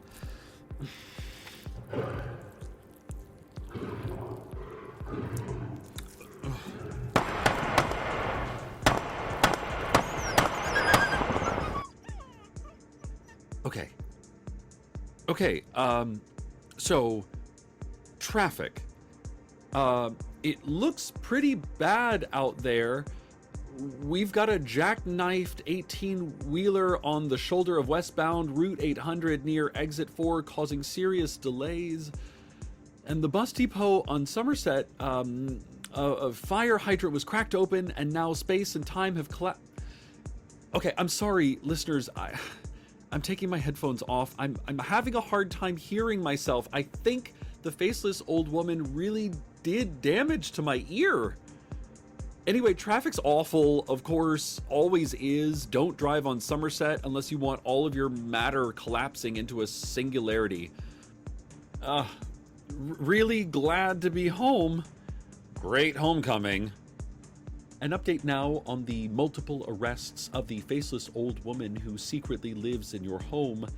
Apparently they've managed to find 15 more versions of her in homes all over town. But according to the spokesdeer, the secret police are running out of room in the jails. Also, even at the homes where they have arrested these faceless old women, there are still reported cases of vandalism and whispers and suggested violence and sudden but inscrutable movements in the corners of vision. In fact, these reporters are happening even in homes where an arrest of the faceless old woman had already been made. Many city buildings, especially the secret police's secret police station hidden in a hover cloud, have received quite a bit of damage. Bird parts in filing cabinets, bullets replaced with worms, badges reading rotted meat instead of secret police. Mayor Dana Cardinal has called on the police to temporarily cease their crackdown on the faceless old woman. The mayor claims she's been terrorized by falling televisions and window-mounted AC units, as well as all of the carpet in her City Hall office being replaced by dark, heaving fur as if the floor were now the back of some terrible beast. Listeners, I'm not falling for this bit again. Mayor Cardinal, once my friend, has abused my good nature too much. She bought me at an auction and has since been using me against my will to rescue her from danger. Well, she's just going to have to figure it out on her own this time. Oh, gross! Stop it, faceless old woman, stop it! Weather. Let's go to the weather. Yeah.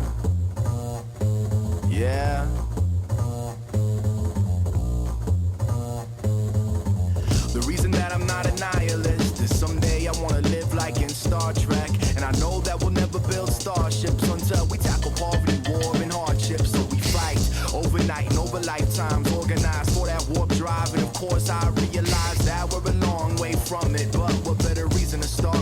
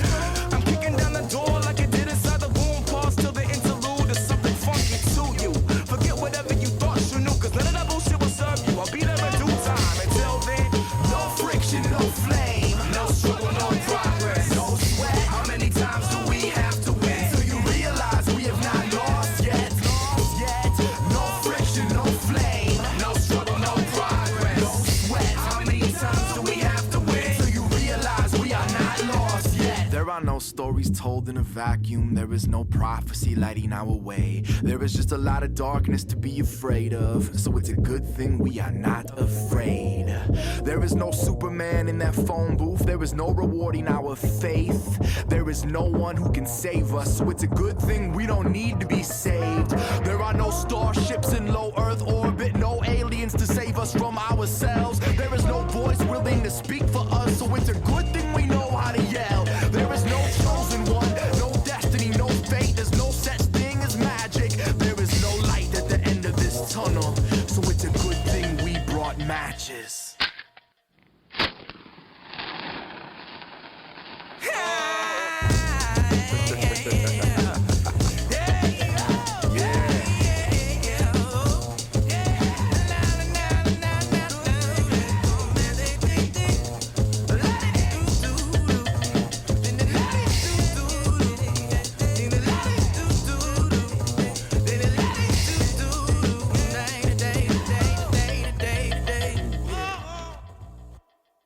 Well, I have cotton swabs in both ears now, listeners, and am more than a little bit irritated.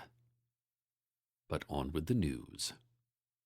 The secret police just retracted their earlier reports that they had captured the faceless old woman who secretly lives in your home. They thought they had been arresting several corporeal forms of her across town, but in actuality, they had just been arresting a bunch of faceless old women who openly live in their own homes. It seems in retrospect that the faceless old woman who secretly lives in your home still secretly lives in your home, and has never stopped vandalizing your home in protest of these arrests of innocent women. These faceless old women are now filing a civil suit against the sheriff's secret police for unfair profiling practices against elderly women who happen to have no faces. And the sheriff just issued the following public apology. Non-specifically, "My bad," said the sheriff from his hover office in the clouds. "In general, really sorry about all kinds of things. We're cool now, right?" The sheriff added before dissipating into tiny crystalline droplets which fell gently, a silver moment to the hardened earth below. Maybe I did speak too soon about being happy to be back home. Oh, while I was reporting the weather, I received this voicemail from Carlos. Hi, babe. I heard you were apparently off saving the mayor again just now. I'm sorry I missed you. So, I wanted to ask.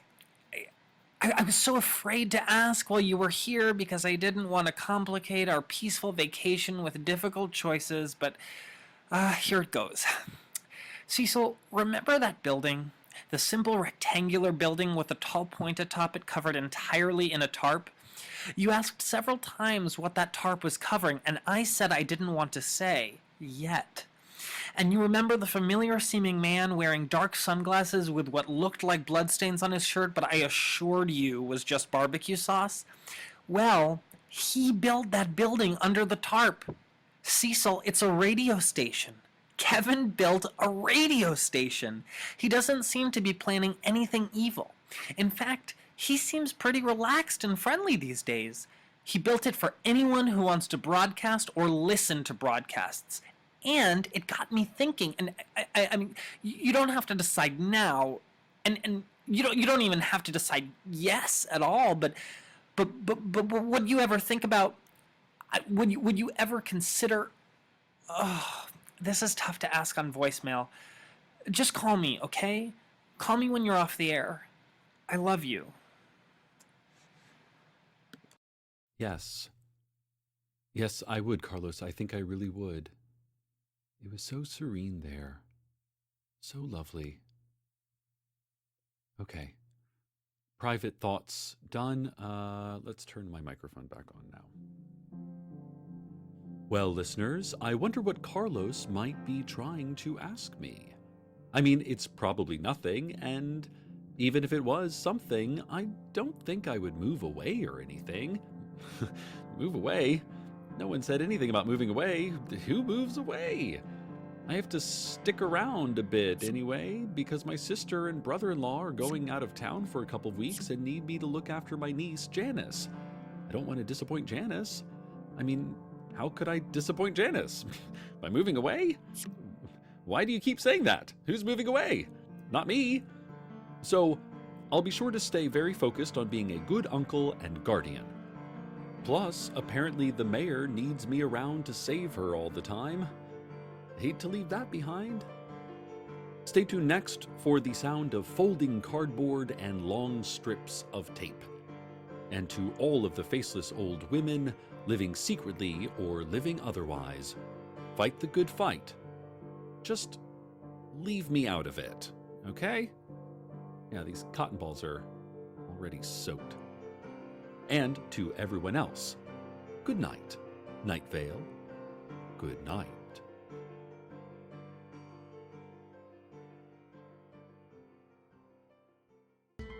Welcome to Night Vale is a production of Commonplace Books. It is written by Joseph Fink and Jeffrey Craner, and produced by Joseph Fink.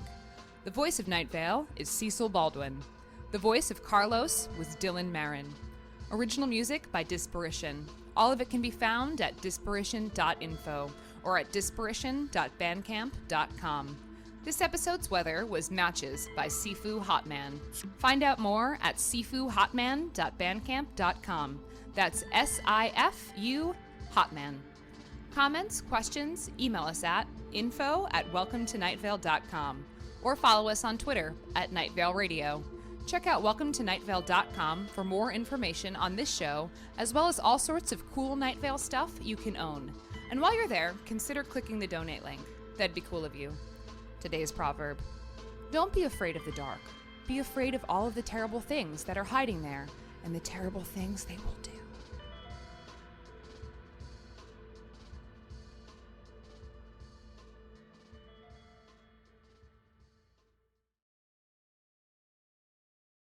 Hi, this is Jeffrey Craner. So,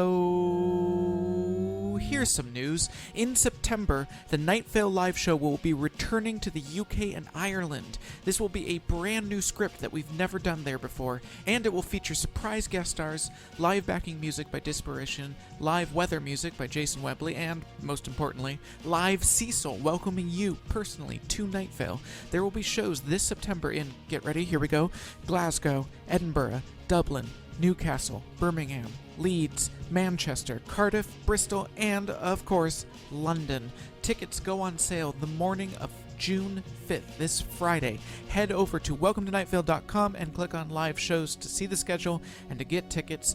If you, by the way, haven't seen the stop-motion final tour video documenting the U.S. tour we just finished, go to our YouTube page, youtube.com/welcometonightvale, and watch it. It was painstakingly put together by the voice of Carlos Dylan Marin, and it is stunning.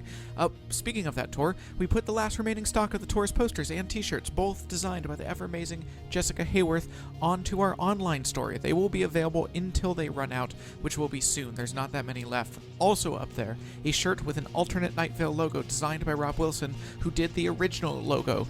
Go check out this new alternate logo and see if you can spot its hidden secret. It actually does have a hidden secret. Welcome to nightvale.com, click on store, and of course, recordings of previous Night Vale live shows on iTunes or at nightvale.bandcamp.com, where you can pay whatever several hours of new Night Vale is worth to you. We sometimes get people writing in and saying, hey, can I get a message from Cecil saying hi to someone I know? And the answer is, yes, you can. We keep this show free and ad-free, and we support it through your donations. So if you like what we do, head over to our website and throw a few bucks our way. We really appreciate it. A monthly donation is even more appreciated. It gives us something to depend on.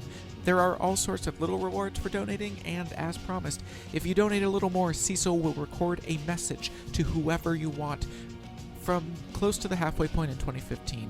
The best year ever, thanks to the Night Vale novels released this fall. This is Jeffrey Craner saying, hey, thanks. But don't you see? You never needed anything else. The weird was within you the whole time. Welcome to Night Vale.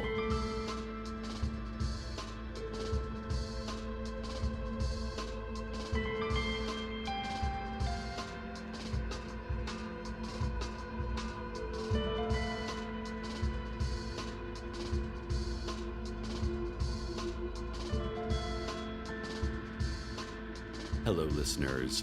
Later news, capital N. But forget about that. First, news, lowercase n. It's Fashion Week in Night Vale, that exciting time of year in which we all get to decide what is fashionable and what is not.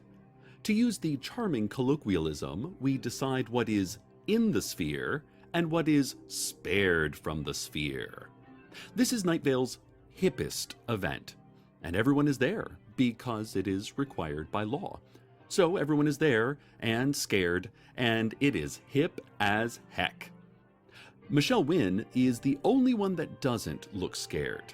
This is her favorite holiday, and she is wearing a vintage summoning cloak and a dog catcher's cap and has 2 tiny neon signs attached to her face indicating her eyes. She is the most fashionable person in town and certain to be spared from the sphere. Others are less lucky. Town clerk Veronica Rothschild is running around saying, oh no, and adjusting her unfashionably distressed eyeglasses, casting glances backward at the sphere which is moving implacably to devour the unhip and absorb the outdated. Soon she will stumble, and then the sphere will be upon her. It's like that popular joke, why did the hipster burn her mouth? Because she survived the sphere and was able to eat her pizza before it was cool. And sure enough, Michelle Wynn, pizza in hand, is cackling madly, watching the chaos and listening intently to headphones that are plugged into nothing at all. The sheriff's secret police are seeking any leads or witnesses in the case of the disappearances at the housing development of the Shambling Orphan. Over the last several weeks, at least 12 people have vanished without a trace, except for our memories of their previous existence, which, according to a roving gang of pedantic philosophers who has been interrupting secret police press conferences, does in fact count as a trace. Memories are as real as any of our constructed experiences of the world, said one philosopher, without invitation, interrupting important information about the missing persons. I bet you think reality is a thing, he continued, much to the delight of his fellow philosophers, and not a single other person in attendance. The philosophers were last seen high-fiving each other while drinking cheap but locally made canned beer. The missing persons were last seen at home and on the street, about town, about their lives, just normally living, until suddenly and unaccountably, they no longer were seen anywhere at all.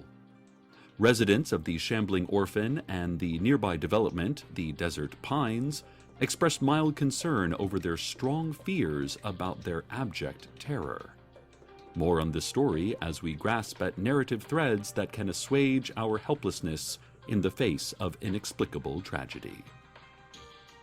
Listeners, last week I had my niece Janice over while her parents were taking a romantic long weekend in the kingdom of the Deros, deep within the hollow earth, which is of course easily accessed by ordering any item from the Arby's Market Fresh menu. Yeah, it was really nice to get some time alone with Janice. She's getting older, and is moving from a child, which is something of an abstract concept, to a person with adult ideas and thoughts and feelings, a human being who you can relate to and with, which is also an abstract concept. We talked and watched movies. She let me put on Cat Ballou 5 times in a row because that was Carlos and I's movie night thing, and I had been missing that. We ate popcorn. I asked her about any girls or boys she might be interested in, and she diverted me politely but awkwardly to other subjects. I let her. It's not for me to pry. That's the government's job. And if I'm ever curious, I can look at the public registry of middle school crushes, which is constantly being updated via mind-scanning satellite. Janice gave me a feeling of family. I rarely feel anymore. It was a good feeling. I hope I will be able to visit Janice regularly. In an earlier program, we brought you this week's community calendar. However, it appears that there were a few errors in our reporting, so we would like to offer some corrections to our previous calendar. Monday, we said, was Free Hot Chocolate Day at the Moonlight All-Night Diner. In actuality, Monday will be the day that a great craft crashes down from the heavens, and we all will surround the ominous bulk of it, still glowing hot and smoking from the impact, whispering and wondering, helpless to act. Tuesday, we said, was sign-up day for the Night Vale Adult Kickball League in Mission Grove Park. We were right about an event taking place in the park, but it appears that this event will instead be a creature emerging from the craft, towering over us and in a language we should not understand, and yet we do understand, demanding that we worship it. Wednesday, we described as being just a nice day to go outside and take a walk. Just a really nice day for it. We said, stretch those gams, we said. We said the word gams over and over, seemingly unable to say anything else. As it turns out, Wednesday is actually the day we will stage a brief but ultimately unsuccessful resistance against the horde of slimy, many-appendaged alien warriors pouring out from the landing craft. Thursday, we said, would be the day that beings from another world fully defeat us, and we will line the roads and avenues on our knees, heads bowed in recognition of our new masters, our new gods. Turns out we were 100% right on that one, so we didn't completely get the week schedule wrong. Friday, we said, would be the day that your citizen renewal packets are due. You know, the reams and reams of paperwork probing every personal detail that you have to fill out in order to remain a citizen of Night Vale. Well, it's still the day to do that, but instead of turning it into the city council, who will at that point be locked in a hyperdimensional prison by the occupying extraterrestrials, you will instead turn it into the supervisor of your assigned human pod so that they can gauge how much energy can be extracted from your body. Saturday, we said, was Catterday. We didn't mean anything by this, we just thought it would be funny. People didn't find it funny. They wrote and called the station, demanding an explanation. Janice Rio, from down the street, seemed especially disturbed. What do you mean it's Catterday? Will we be attacked by giant cats? Will the giant cats build huge black cubes all over town? Will I be forced to enter a strained black cube that will absorb my essence until there's nothing left of me? I am allergic to cats! Janice cried. Well, no, Janice, and I'm sorry for causing a panic. Saturday will actually be the day the invading aliens start feeding on us, so don't worry, no cats that day. Catterday is just a fun word to say. Catterday! And Sunday, well, we were right about Sunday, so there you go. Just as we said, Sunday will be the day that Tamika Flynn and the beings who claim to be angels team up to lead a dramatic attack against the occupying force with the help of every Night Vale citizen, driving away our new masters and reinstating our old masters, who are brutal and awful, but who, at least, are a brutal and awful we know and understand. This has been Corrections, or the Community Calendar. Community Corrections. I don't know. This has been what it was. Fashion Week continues, and the sphere is huge and pulsing. Everyone is screaming and running and looking just as fashionable as they ever have in their soon-to-be ended lives. Director of Emergency Press Conferences, Pamela Winchell, is ostentatiously using decorated cigarette holders of ludicrous length, despite the fact that she does not actually smoke.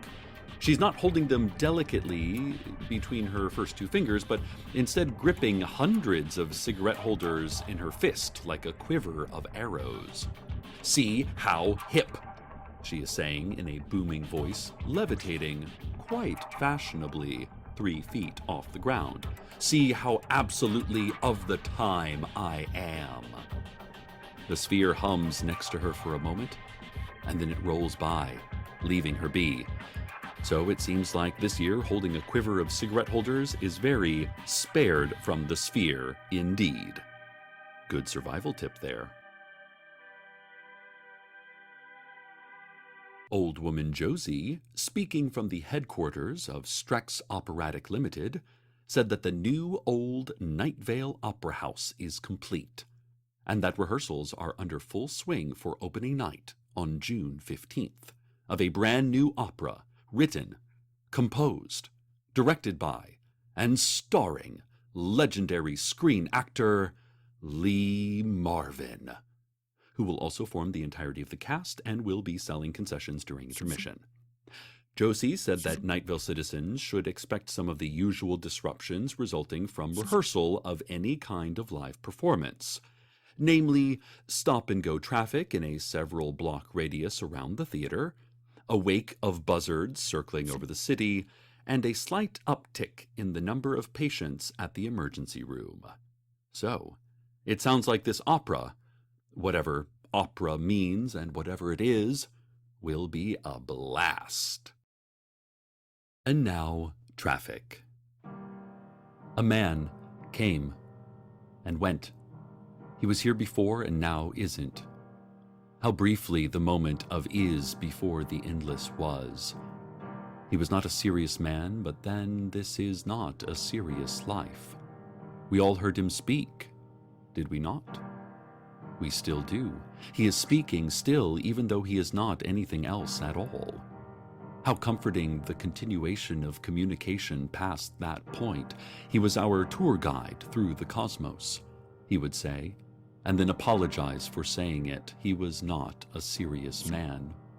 But then, this is not a serious life. A man came and went. He was here before, and now isn't. We miss him. This has been Traffic. The faceless old woman who secretly lives in your home made a public statement that she will not wait any longer. She will destroy Mayor Dana Cardinal once and for all, and claim the mayorship for herself. In her statement, which was stitched into the inside lining of my jacket this morning, she said, "You want opera? You want grand performance? On opening night, you will see a spectacle indeed. A spectacle indeed." Meanwhile, still no word from Hiram McDaniels, the literal five-headed dragon, and the faceless old woman's previous partner in crime. According to local normal citizen Frank Chen, Hiram left town weeks ago and won't be seen around here again. Frank's other four heads agreed, except the purple head, which had a bag over it and was mumbling, "Please don't include me in your photo schemes ever again. If it were up to me, things would be very different. Things are different every time it is up to me." The other heads hushed the head with the bag over it and reiterated that they are just a regular guy, like you or me or anyone else who identifies as a regular guy with things like a pickup and pieces of denim clothing, and enjoyment of certain types of music, and being completely wingless, despite how powerless this must feel. Oh, hear that? Listeners, the time has come. The sphere has arrived at the station.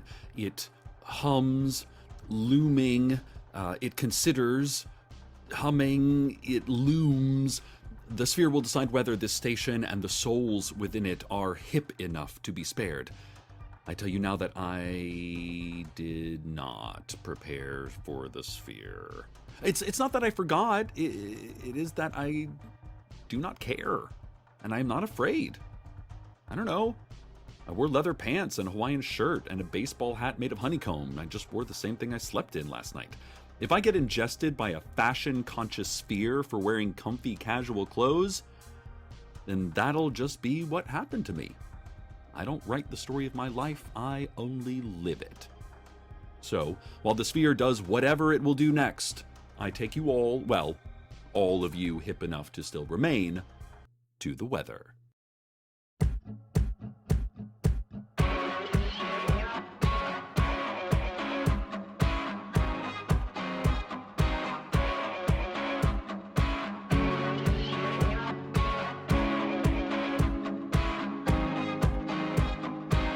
I'm on my machine without a switch. I've done my best to go without it. Every blue moon I get convinced that I can't ever make it happen by myself. I've been awake to see the day, devour the night. I've seen decay, give way to growth and make the most of nearly nothing. Till human voices wake us and we drown, seductive and impeccable abuse. You do it to yourself, I bet you know you do. I love you 'cause I do it to you too.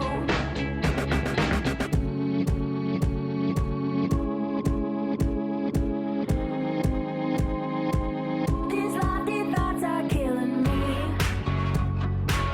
Preoccupied by where I could be. I get so high on my ideals. Don't calm me down, but you can meet me where I land. I left the bay in pursuit of lucid dreams. Now I drive for days to make my way back to those old familiar places. Till human voices wake us and we drown, seductive and impeccable abuse. You do it to yourself, I bet you know you do. I love you 'cause you know I do it too.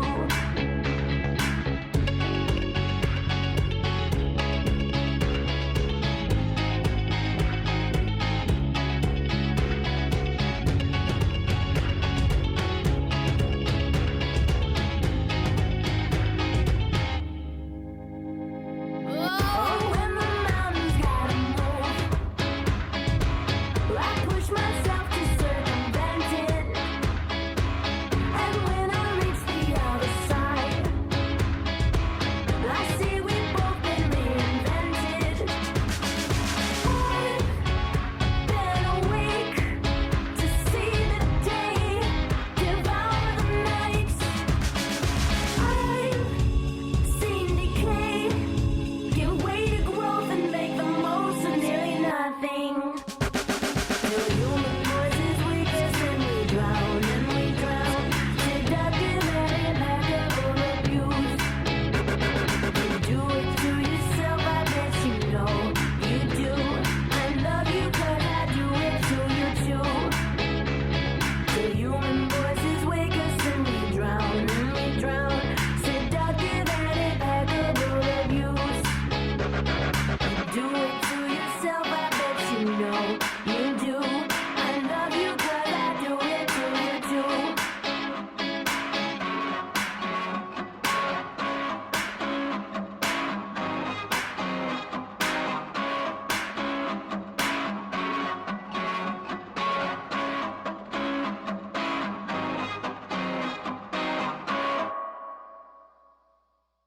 Back from the weather, still here. The sphere moved on and is now out in the scrublands and sand wastes, deciding which cacti and cottontail rabbits are of the now, and which must be assimilated into the pulsating dark innards of the sphere. Of course, radio is always hip. Radio is timeless.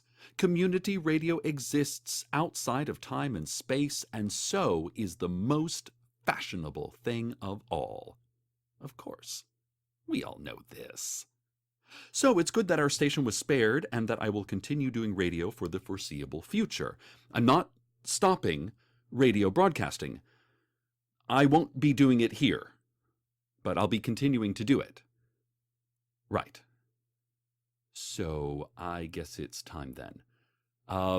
At the start of all this, I promised news, capital N. Here is the news. My next broadcast as host of Night Vale Community Radio will be my last in Night Vale. I am moving to the desert otherworld to spend more time with sweet, talented Carlos and the community he has built out there in that vast, sandy, alternate dimension. There is a radio station there built by Kevin, who seems to have himself pretty under control, and his studio only has a little bit of blood, so I should be able to continue doing what I'm doing just fine. I won't be doing it in a way that you will be able to hear. But that too is just fine.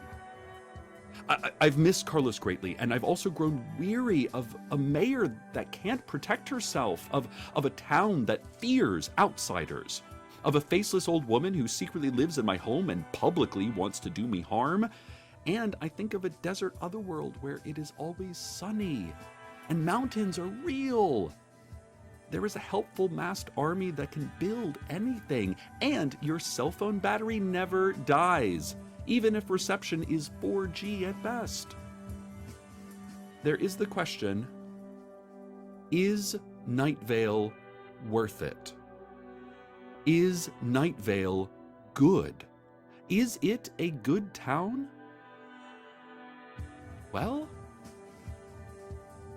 I will, for the first time in my long life, live somewhere other than Night Vale. But, as a poet once said, no matter where you end up, you're still from your hometown. I'll be back to visit from time to time, of course. I need to see Janice and my old friend Josie and many others besides. I am not gone, but I am going. I'm going to live somewhere I can feel good about, somewhere newer and better for me. Stay tuned next, eventually, for me reporting on the opening of the Opera House, and then not reporting on anything else here ever again. Penultimately, good night, Night Vale. Good night.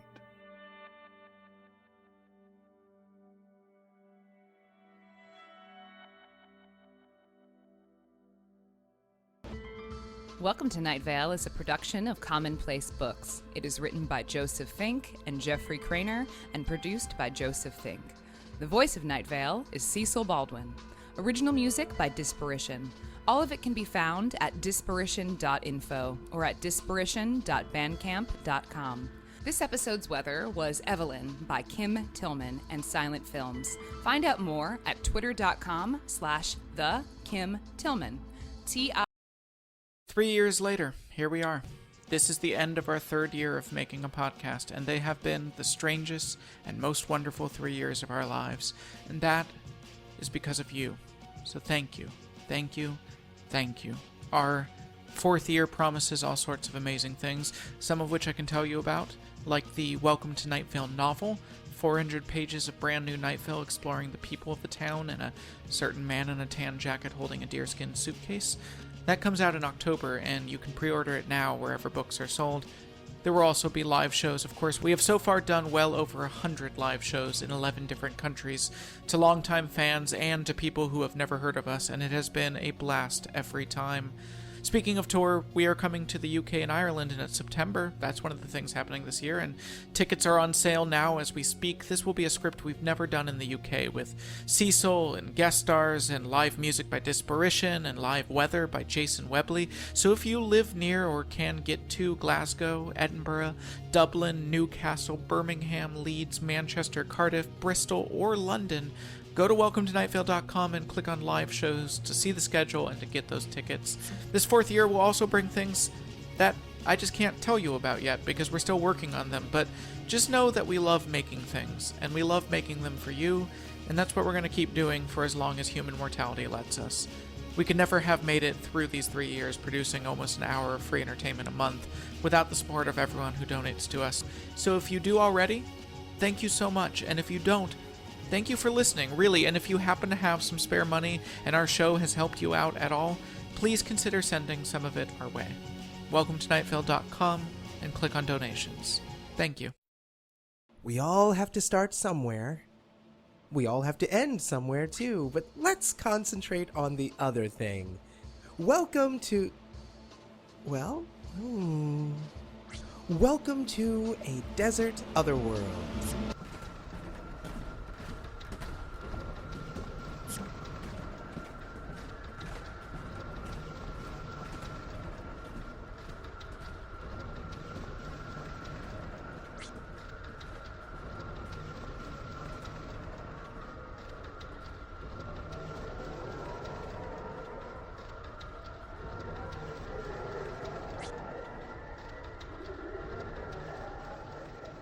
We should come up with a better name for this place. Names are, after all, extremely important. Hi, I'm your radio host, Kevin. I'm speaking to you from our brand new station, and this is our inaugural broadcast. I'm so excited to be back on the air. I'm not sure we have any listeners yet, but we will. We will. Later in the show, we'll be talking to Doug and Alicia, leaders of the army of masked giants who roam this desert and who have been instrumental in building our new city. They've been so welcoming to us outsiders. Not all outsiders, though. They are, after all, a violent and territorial army. But some outsiders, people like me, and like my friend Carlos. He's a scientist. He's a beautiful man who does beautiful things. I have Carlos on the phone with us right now with some breaking news. Carlos, tell everyone about the huge project you've been working on this past year. Hi, Kevin. Thanks for having me on the show. So first off, Doug and Alicia are here in my kitchen. Alicia built a refrigerator from some cactus pads, twine, and 3 different kinds of birds, and now they're making a bunch of pasta salad for lunch this week. They'll save some for you if you'd like. How delightful! I'm totally disgusted by pasta salad. Can't stand the taste or the smell. In fact, to look at it causes me to heave. But thank you, that's so kind. Right. So this new experiment, and I have to tell you, I am really excited about it. You know how our cell phones always work in this desert otherworld even though there are no towers, and how they never seem to run out of battery? Yes, I love taking these facts for granted. Well, I'm on the verge of uncovering what's causing that. Here in my laboratory, which Doug and Alicia and one of the other soldiers whose name is...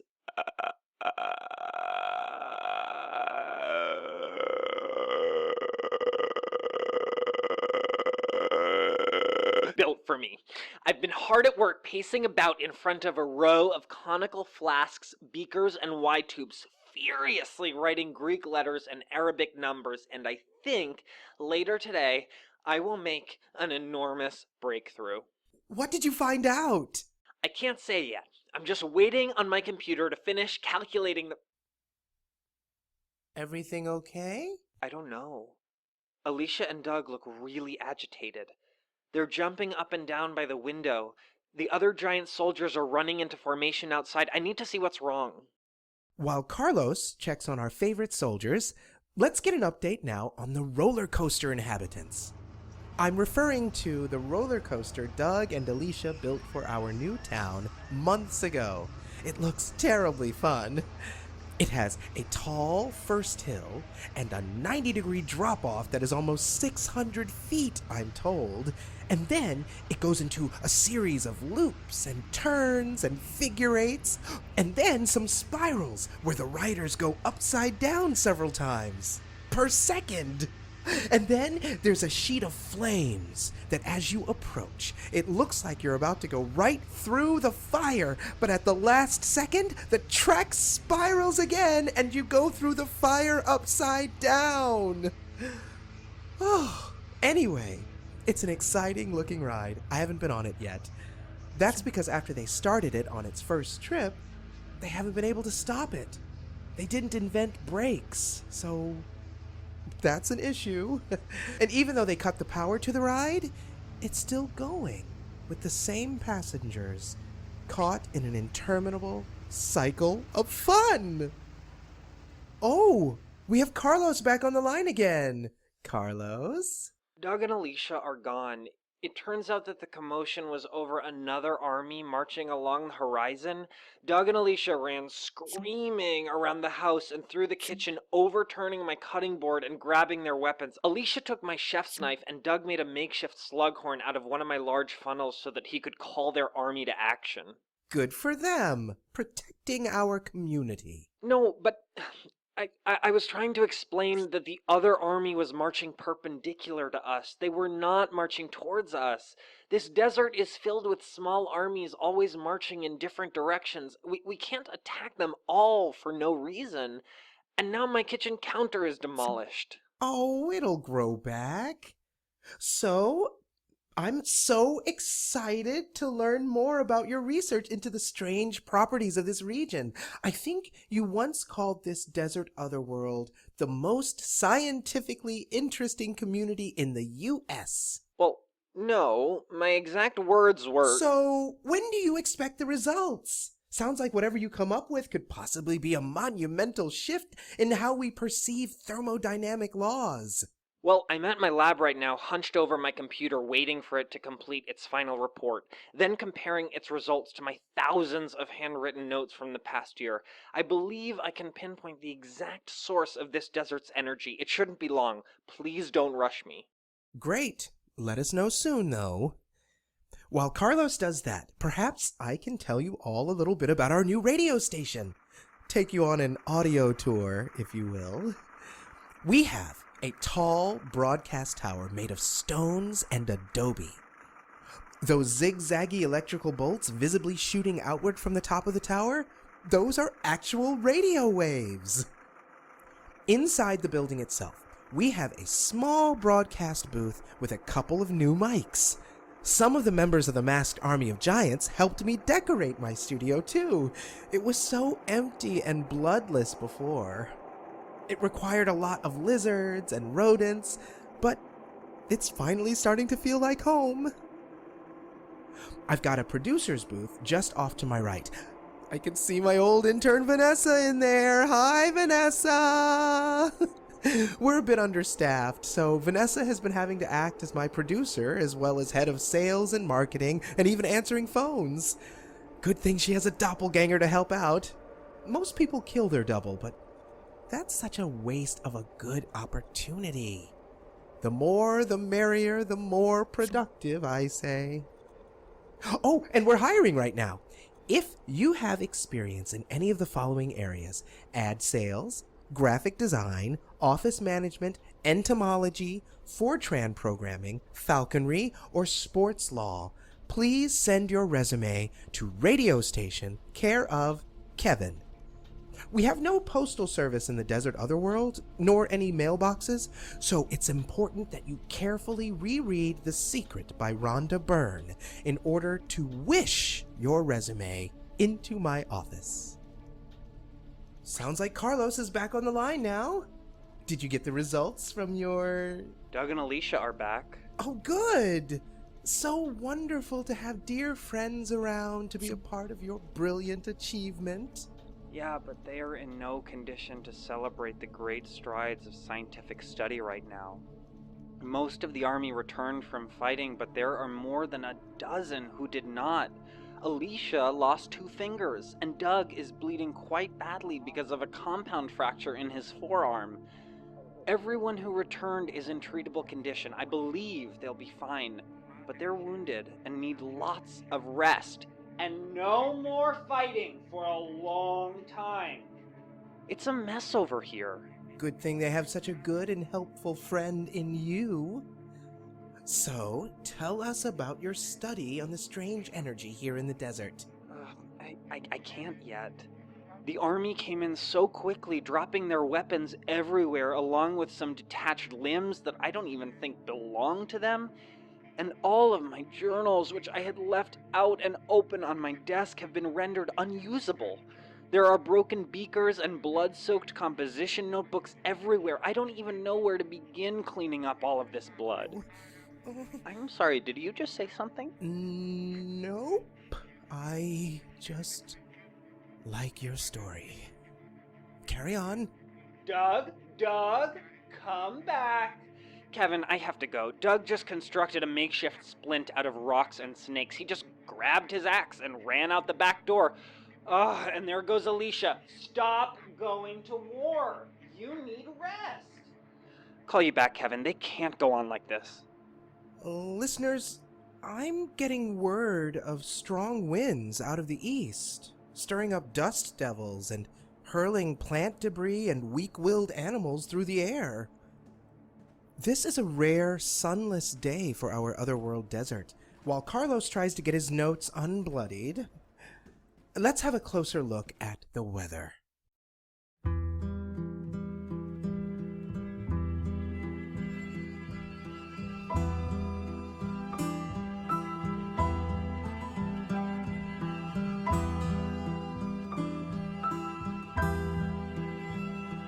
Tell me, Margaret, what is coming down this river? You've been watching so much longer now than I. Do you know, Margaret, just what will this day deliver? Does it work out tooth for tooth and eye for eye? They started stacking up the storms the very day that you were born. No matter how you grew, they would tower above you. You could change your name, move all the way to sunny California.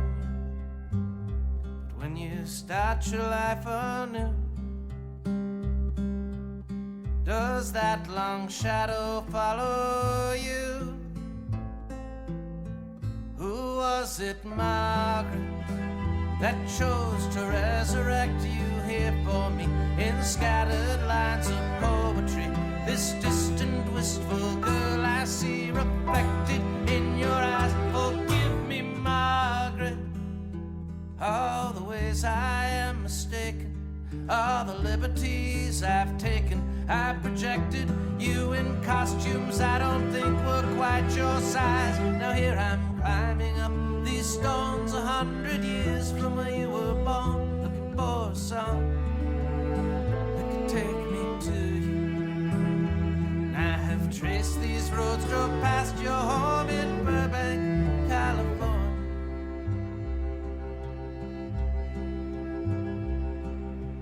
You were not inside.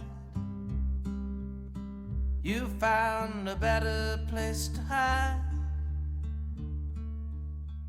And tell me, Margaret, when I'm gone, what will I want? To be left at the bottom of a garbage bin, or dusted off and pulled up onto stage? Will it please me when someone lights a candle and says my name? Will I say, leave me in my pyramid, blow out the flame and close the lid? This story's done, why can't we turn the page?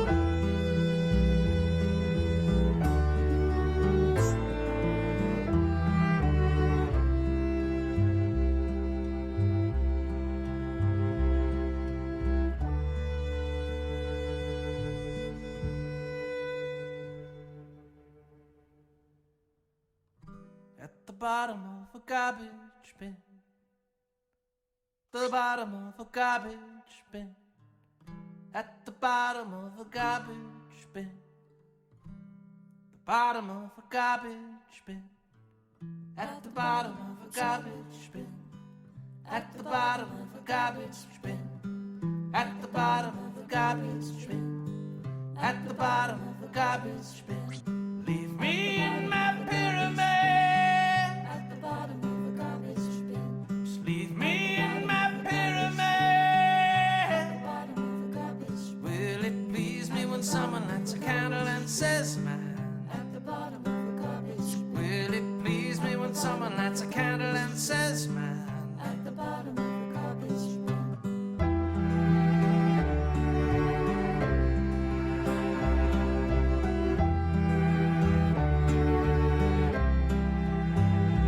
Will it please me when someone lights a candle and says my name? Will it please me when someone lights a candle and says my name? Will it please me when someone lights a candle and says my name? Will it please me when someone lights a candle and says my name? Leave me in my pyramid. Leave me in my pyramid. Will it please me when someone lights a candle, says my name?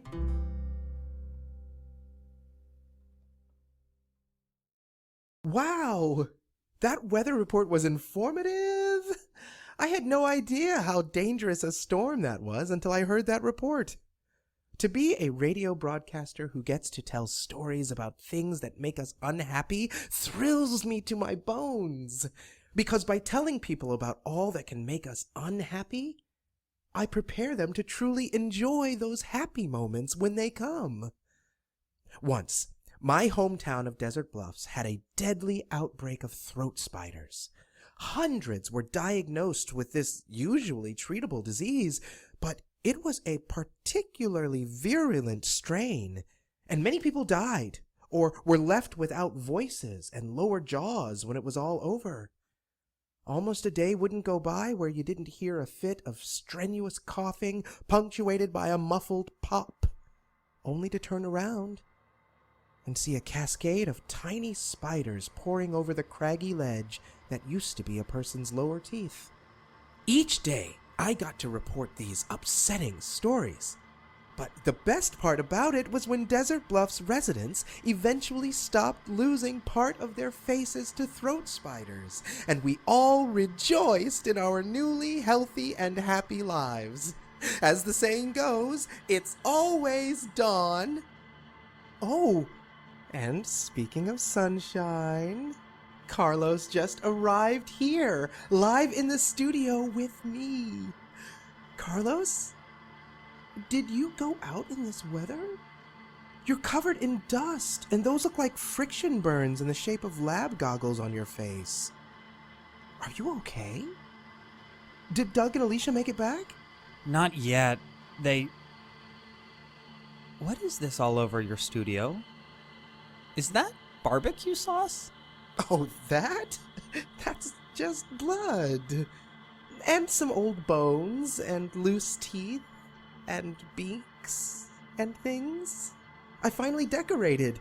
Thanks for noticing. And I just noticed you have a piece of paper in your hand. That must be your final report. Look at how we both notice things about each other. I love that. Well... You sound sad. Which is great news, because it means you'll be happy again eventually. It's a tough day, what with all the weather and the wars and the blood. But your boyfriend will soon be moving from Night Vale to come live here with you. Well, about that... And you finally had the scientific results of your hard scientific work. I don't have results, Kevin. When the army marched out again, I went back to trying to recover my notes. I had just gotten the lab desktops clean when Alicia's large dog bounded through the lab and out the front door, sending every glass tube and jar crashing onto the floor. When I bent over to see the damage, I saw my computer there too, just on the tile, snapped nearly in half. A tuft of white fur covering the keyboard, singed slightly by the smoke streaking out of the broken monitor. I lost it all, Kevin. My entire year of study is gone. What's the paper then? Did you at least learn some of your results? This is nothing. It's, just a letter I wrote to a friend. Oh, I love letters. Letters are so fun to receive. Not this one. It's a sad letter. A letter about regrets, about mistakes. You know how sometimes you spend a lot of time with someone and you think that someone makes you happy, but then suddenly one day you realize maybe you weren't happy at all. Maybe you both would be better off doing what you love in different places, without each other. Maybe neither of you were as happy as either of you thought. That is a sad-sounding letter. I don't understand, or like that at all. I have spent the last year all wrong. I believe in you, Carlos. Don't let destruction, blood, and war hold you back. You're a brilliant scientist. I realize I need to just start everything over. Rededicate myself. I need to do it right this time. No more distractions. I can't spend another year like this one. So, it pains me to carry this letter, but I wrote it to set my boundaries. So you know, there's no postal service here yet. I know. That's why I'm hand delivering it. Oh. Remember, no one should ever be sad. Choose not to be sad, Carlos. In fact, choose to be happy. Perhaps your letter is the first step to choosing happiness, even while it makes someone else sad. I understand. Listen, I should go. I'm headed to Night Vale one final time. I need to talk to Cecil about some changes.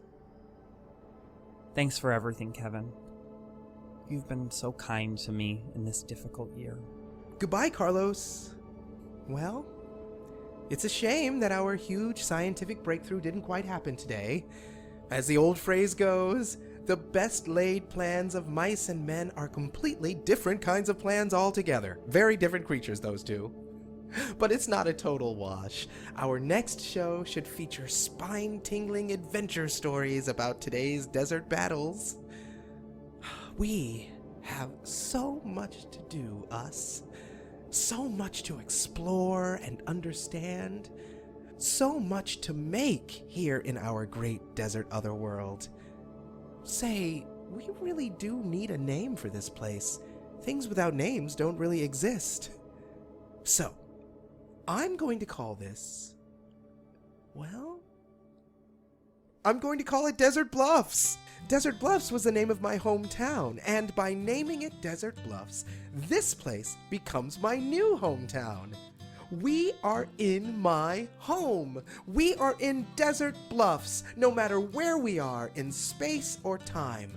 What is a town but a name, right? Until next time, New Desert... Oh. It looks like Carlos left behind that letter he was supposed to hand deliver. I better not read it. No. Better not. Until next time, New Desert Bluffs. Until next time.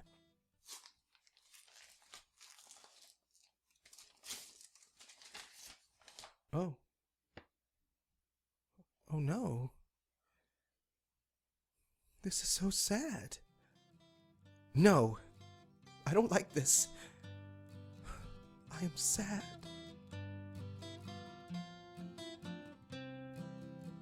Welcome to Desert Bluffs is a production of Commonplace Books.